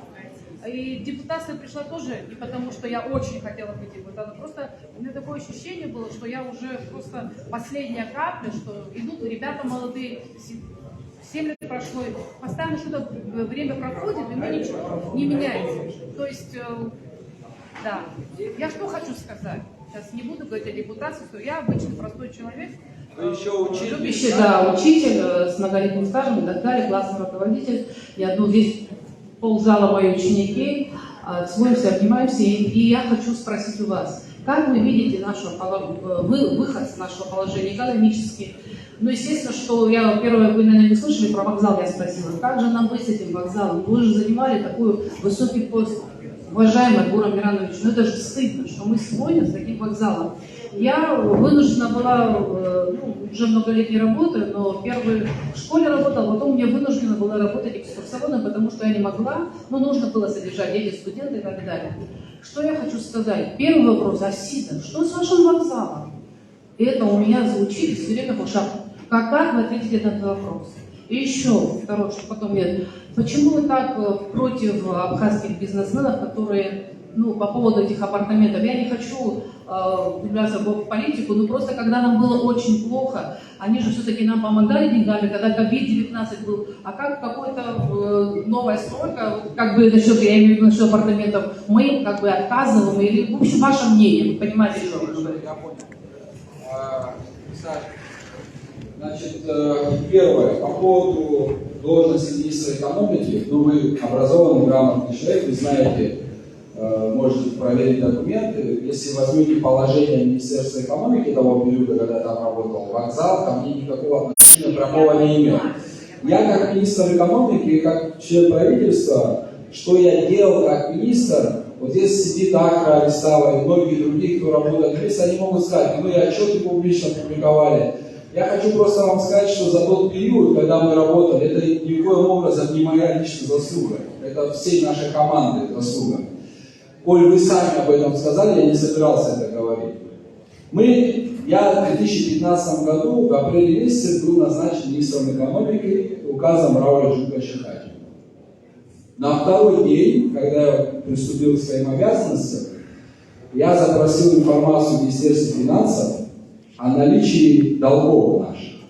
Мне принесли справку о том, что Абхазия должна внутри и извне 3 миллиарда 600 с лишним миллионов рублей. Это ЖД кредит, это межбанковский кредит, это долги перед строителями, которые приходили у меня в приемное, сидели и требовали деньги. Это и по садам, это и по многим другим направлениям.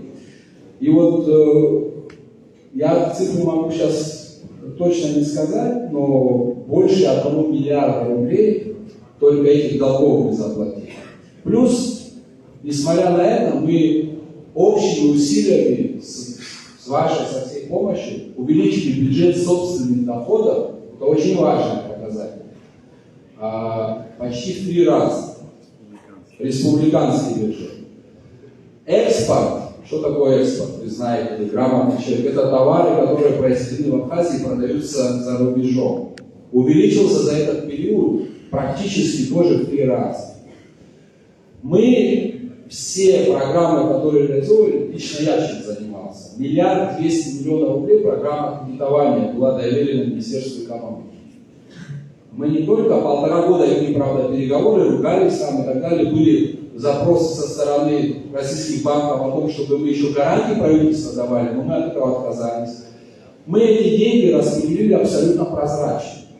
Вот в Ачинчинском районе сегодня глава государства говорит о том, что там построят, там мы же видели, это прекрасно, там сейчас идет частным инвестором строительство там вот этой так называемой сети.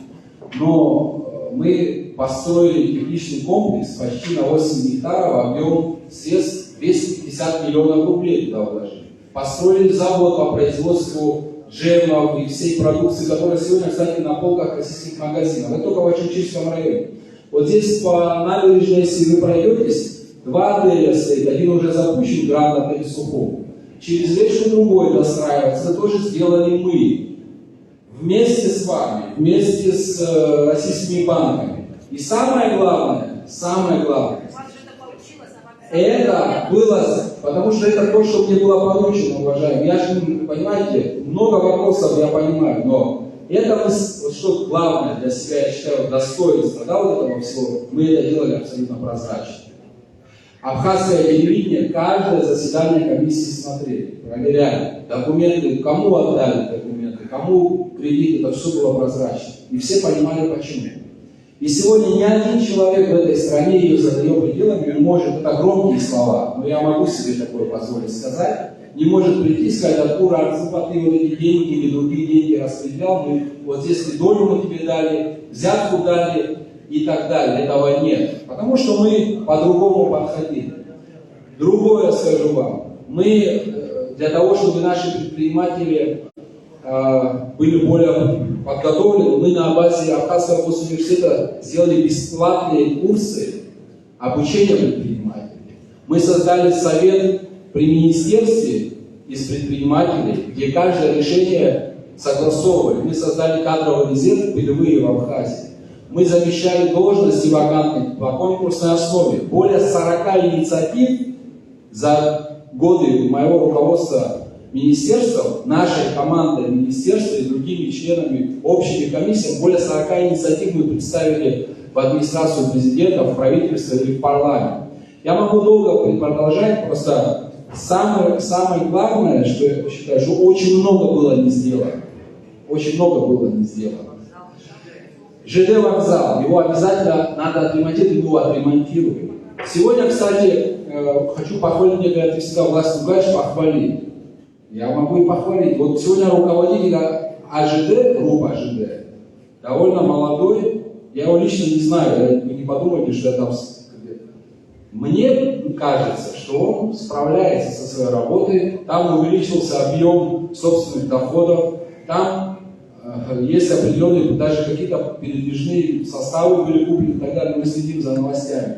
Есть какие-то продвижки, вот по борьбе с наркоманией есть там, УКОН работает. Сегодня стали больше задерживать тех, кто распространяет, а не как раньше тех, кто употребляет. Хотя эта проблема требует особый подход.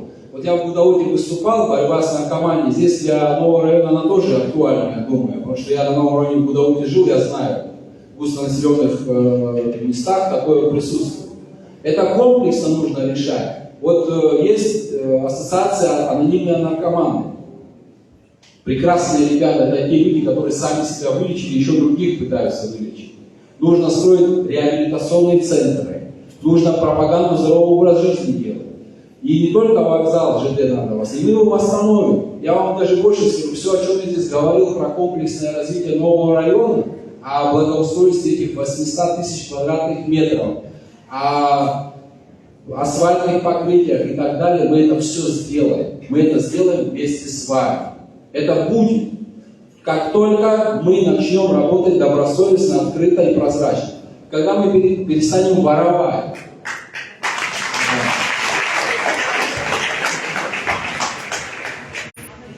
Я думаю, что момент...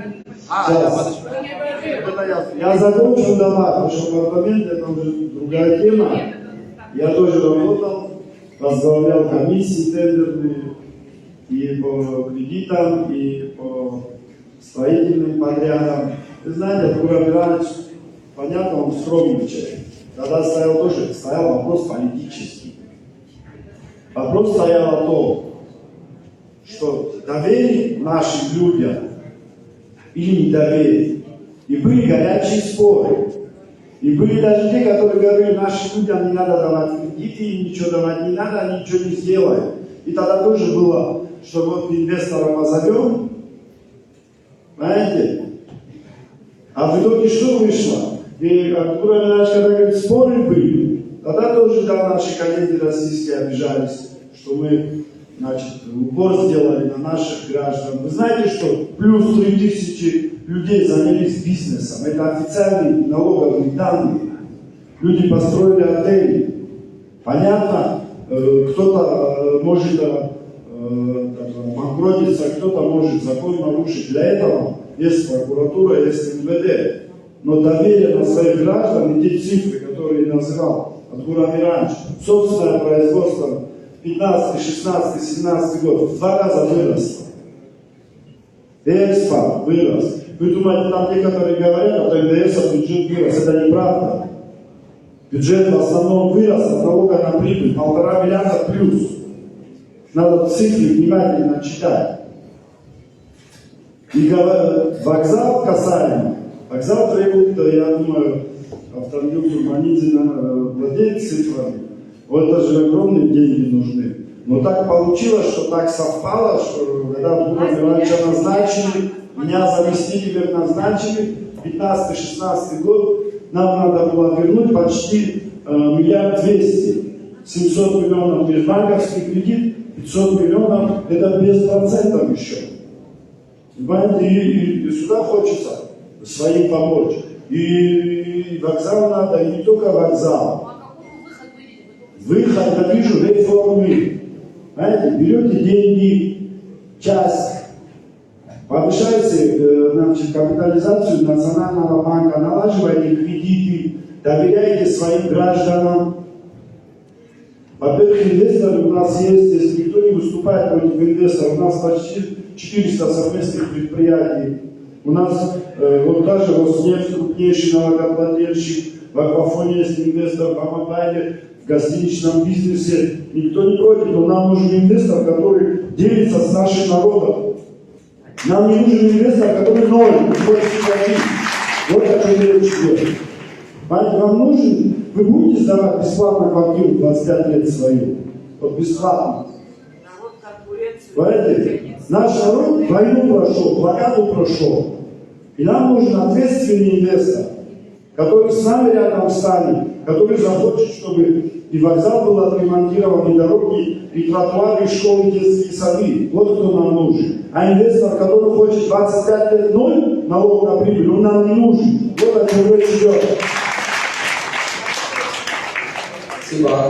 Еще по абхазских бизнесменам очень важно. На самом деле, я и на абхазском телевидении позавчера, или там была передача, непонятно, мои слова, я не вас сейчас обвиняю, руководство абхазского телевидения почему-то мои слова перевернуло. Намеренно или нет, это уже нам всем Бог судья. Против абхазских бизнесменов я никогда не выступал. Наоборот, я всегда защищал и защищаю абхазских бизнесменов. Когда я говорю олигархи, я не имею в виду наших бизнесменов. Я кого имею в виду, они прекрасно знают. И вы, наверное, знаете. Что касается тех, кто на совещании у президента выступал за принятие закона об апартаментах, там я уже в Гудауке это прокомментировал, еще раз прокомментирую. Там высказалось всего 4 или 5 человек в поддержку этого законопроекта. И все эти 4-5 человек занимаются строительным бизнесом. У них прямой интерес в этом деле. Но я их не осуждаю, они говорят о том, что они знают и в чем они хотят развиваться. Но я с ними не согласен. Я же имею право об этом говорить. И потом, когда мы говорим о неуважении к бизнесменам, я никогда к абхазским бизнесменам неуважения не проявлял. Но вы сейчас сами сказали о том, что когда нам было плохо, они нам помогали, правильно?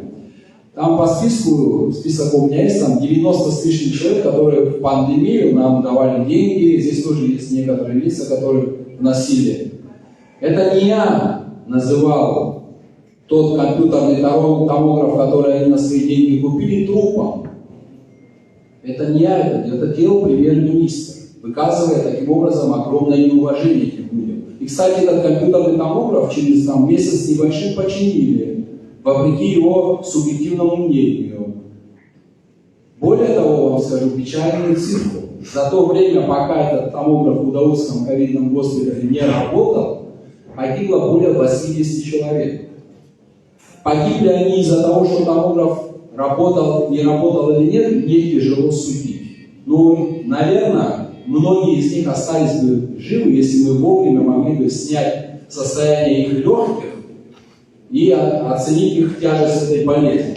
А в это время премьер-министр убеждал нас всех о том, что бизнесмены купили на свои деньги труп, привезли здесь нерабочий компьютерный томограф, и потом еле-еле его переубедили, отремонтировали. Опять же, эти бизнесмены, вот здесь сидит Дмитрий Халбат, один из тех, кто вкладывал свои личные деньги.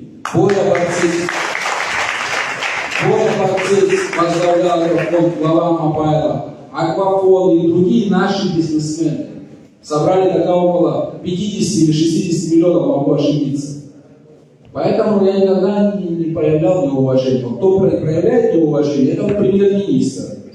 Вот туда, пожалуйста, вот, не вам говорю, а тем, кто на абхазском телевидении это говорит про меня, вот туда пускай нарисуют эти претензии. Я, кстати, хочу вас проинформировать, у меня на следующей неделе будет в Москве тоже встреча с нашими представителями диаспоры, активом.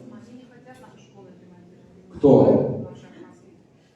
Ну, я думаю, они хотят.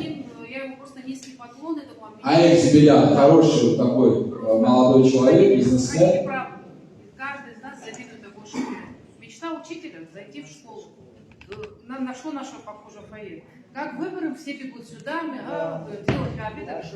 Но сейчас же нет выборов, мы все равно Нет, пришли. я вообще что хочу сказать? Я могу сказать с гордостью, никогда не говоря себе плохо, на это найдутся люди, которые... Я хочу сказать, на что наша была лестница похожа. Я благодарна Беслану Дэшеву за то, что он меня слышит. То есть он, наверное, меня воспринимает серьезно, и кое-какие моменты сейчас все партии обеспечены, не только нашу школу, все школы. Здесь он всегда стоит рядом, насколько он может это делать. А спортивную площадку я просто не успеваю. Площадку, да, я тоже вот сейчас я добиваю вокруг, что у нас была площадку, он обещал так далее. То есть то, что касается меня, может быть, потому что меня жалеют, наверное, я не знаю. Или понимают, что я за доброе дело. Я сегодня о чем мечтаю? Моя мечта, чтобы мы не были по левую сторону, по правую, чтобы были все вместе. Моя мечта, дай Бог, чтобы вы смогли нас объединить. Мы все вместе. Уважаемые друзья, вот мы уже работаем 20 с лишним, наверное, часа. Если вопросы есть, задавайте смелее. Если нет, люди, наверное, устали, будем подходить итоги. Шпачко. Можно один вопрос? Пожалуйста. Мы каждый день видимся, давай, задавай. У меня вопрос как раз по поводу инвесторов. Я хотел бы комментарий услышать. Дима, не ходи на трибуну, пожалуйста. Я очень скромный человек, без статуса, без ничего, я поэтому Да, совсем. на данный момент я скромный человек. У меня такой вопрос по поводу инвесторов. Есть такой закон о инвестициях в нашей республике, в частности, в котором прописаны четкие определения и понимания таких людей, как, правильно сказать, как внутренний инвестор. Вот у меня, мне хотелось от вас услышать комментарий, как вы относитесь вообще к этому определению, ну и, соответственно, и при вашей работе, будучи министром экономики и сейчас, как вы опишете, как взаимодействует власть с внутренним инвестором, и как у предпринимателя возникает вопрос, почему при рассмотрении вот этих всех инвестиционных проектов они бывают разными, да, не только там в строительстве, конкретно гостиниц, каких-то других комплексов, но и разного рода там объектов. И почему государство напрочь игнорирует внутреннего инвестора. Я считаю, что помимо финансовой составляющей при рассмотрении любого вопроса в той или иной сфере, который требует привлечения инвестиций, надо еще учитывать тот факт, что внутренний инвестор, он еще обладает еще и патриотизмом. И когда вот как раз говорится вопрос о площадке, о каких-то спорткомплексах или площадках, я уверен, что как раз таки внутренний инвестор эти факторы учитывает. Ну и второй вопрос, мне очень интересно, когда в высших эшелонах власти рассматриваются вопросы вот как раз об апартаментах или какие-то другие болезненные, да, для нашего народа вопросы. Почему озвучивается, тем более, что эти вопросы обсуждаются, широко обсуждаются, или, как сказать, в массах, или в том числе с предпринимателями встречи проходят, по каким критериям, вы считаете, определяется список предпринимателей, который необходим для обсуждения тех или иных вопросов? Чье мнение является определяющим, какой вид предпринимательской деятельности должен быть у этого человека, либо у группы лиц, чтобы он был привлечен и чтобы его мнение учитывалось? Спасибо.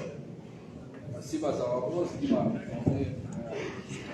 По поводу внутреннего инвестора, Дима, дорогой, ты знаешь мое отношение, мы сталкивались, когда я был министром. Номер один приоритет – это внутренний предприниматель. Для всех нормальных стран это так. Почему так? Потому что мы здесь в послевоенное время вот эти небольшие бизнесы, которые мы посоздавали в Абхазии, в тяжелейших условиях, без кредитования, без поддержки, ну и государства таких возможностей не было. Мы не сможем конкурировать, я 100 раз это говорил, и 101 раз скажу, и наше правительство должно это услышать. наш предприниматель не сможет конкурировать с гигантами, которые сюда не хотят привести. Наш внутренний бизнес исчезнет. Вот в Сочи хороший пример. Я этот город знаю неплохо. В 2014 году там прошла Олимпиада. А огромный объем инвестиций туда пришел. Город не узнать. Вообще этот большой Сочи не узнать. И это прекрасно для Сочи, для России в целом. Но местные, так называемые местные, кто там жил до Олимпиады, многие из них оттуда уехали, потому что они не могут и не в состоянии там жить. Но это внутри одной страны Российской Федерации большой, это не проблема, потому что граждане России из одного региона, России в другой. В Абхазии у нас нет другой Абхазии. Вот я что пытаюсь донести. Если мы здесь пустим олигархат сюда, нам же с вами некуда будет уезжать. У нас другая должна быть модель Дима, развития. Государство надо развивать, народ надо развивать. Когда экономический уровень будет подниматься, вместе со всеми нами он должен подниматься. А не так, как один ушел далеко вперед, а мы все не знаем, как своих детей завтра устроить в школу, заплатить там за репетитора или в университет отправить. Так это работает, знаешь где? И ты прекрасно это знаешь. Где-нибудь там, не буду называть страны третьего мира, где стоят на берегу пятизвездочные отели, выйдешь за год, и в тапочках разноцветных ходят местные жители, пытаются продать какие-то там рукодельные изделия. Мы этого здесь в Абхазии не позволим никому. Если мы будем развивать экономику, то только вот так все вместе будем подниматься. Мы никуда не надо галопом бежать за самолетом. Я иногда не понимаю некоторых наших чиновников. Слушай, ты в деревне родился, в деревне вырос, босиком бегал там по двору, ел мамалыгу, а сегодня ты мечтаешь о яхте своей, о каких-то дворцах. С чего такие амбиции, я понять не могу. Слушай. Живи со своим народом, гляди на своих соседей, на своих друзей, родственников посмотри. Мы немножко отрываем. Это, кстати, касается всех нас. Надо в этом смысле чуть-чуть какие-то копейки заимел, начинает улетать в космос туда. Ну, надо на друг друга смотреть. Это всего общества касается. И, кстати, вот если Эдуард когда выступал, да, здесь проблемы в новом районе. Я же не говорю, что мусор здесь выбрасывает Аслан Джаня ходит по ночам. Мы все друг друга тоже должны контролировать, научиться жить по-другому. Второй вопрос. По каким критериям? Дмитрий, дорогой, критерий я только вижу один. Лояльность к власти. Если ты придешь на совещание и будешь говорить, что президент сказал так, ты тоже подтвердил, тогда тебя зовут. Если ты можешь поспорить, тебя не позовут. Вот в торгово-промышленной палате вообще казуистика какая-то. Один день предприниматели, наши предприниматели, в том числе те, большинство, кто собирал деньги на ковид и так далее, собрались в торгово-промышленной палате и единогласно высказались против закона апартаментов. Заголовок. Представители бизнеса против. На второй день другие уже бизнесмены, приехавшие там из Москвы, из Ростова, говорят о том, что они за. Ну, Коль, если ты собираешь, правильно, Дима, ты говоришь, если ты собираешь предпринимателей, позови тогда всех. Альтернативные точки зрения должны быть услышаны. Мы же тоже здесь живем, слушайте. И вообще у нас большая проблема с последовательностью. У нас каждая новая власть все с нуля начинает. Вот по майнингу яркий пример. Когда в 2020 году это решение принимали, я был министром экономики, вы знаете, эту тему хорошо изучил. У меня были немножко другие идеи в 2016 году, к сожалению, никто тогда меня не поддержал, не услышал, в итоге мы пришли к самому худшему. Но мы, понимая вред, в 2018 году ввели даже запрет. Но ты после меня пришел работать министром. Но ты принимаешь решение, ты хоть позови сюда, вы вот когда работали, вот это сделали, почему вы запретили? Ну хоть поинтересуйся, даже никакого контакта нет. Вот это наша большая проблема. Ну, много можно говорить о проблемах. Я не хотел бы наше сегодняшнее собрание, хорошее собрание, завершать какими-то плохими вопросами. Абсолютно уверен в том, что вот здесь мы все сидящие, кто сегодня сюда не попал, мы все будем свидетелями очень хорошей, достойной жизни. Это неизбежно. Это так будет. Надо в это верить. Но для того, чтобы это было, когда вот мы сами перед собой будем честны, понимаете, тогда это все будет. А мы к этому придем. Сейчас уже неизбежно придет к власти новое поколение политиков. Я не говорю о себе только. Много ярких, достаточно интересных политиков нового поколения появляется. И новое поколение совершенно по-другому будет подходить. Обязательно, конечно, будет учитываться опыт старшего поколения. Но динамика другая нужна. Я извиняюсь, когда я вижу в абхазской телевидении репортаже, премьер-министр сидит, и вокруг него вот такая стопка бумаг, я недавно с ним общался, но это в наше время, в сегодняшнее время, это не то, что не серьезно, это просто даже не смешно уже, понимаете? Сегодня другое время, совершенно другая должна быть динамика. Сегодня вот эти процессы, на которых топчемся на 230 лет, многие проблемы уже остались в прошлом, если мы поменяли бы подход. И мы их обязательно поменяем. Если вопросов нет, я в завершении хочу сказать следующее. Цель нашего сегодняшнего визита к вам в гости – услышать ваше мнение. И ваше мнение мы услышали. Я хочу, чтобы завтра может так произойти, допустим, да, что нам все вместе еще раз придется собраться, потому что мы, граждане Абхазии, хозяева на этой земле. И иногда очень хочется, чтобы власть, вот сегодняшнюю нашу встречу они будут смотреть, услышали нас. Но если в Гудауте то, что было сказано, они услышат. Здесь то, что говорит, не услышат. В Ачамчине, что будем говорить, не услышат. Я думаю, нам придется еще громче об этом сказать, но в рамках закона. И того ударza.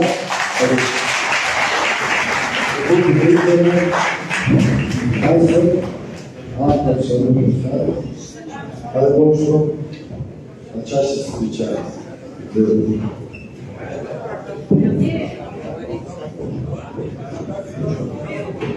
Надо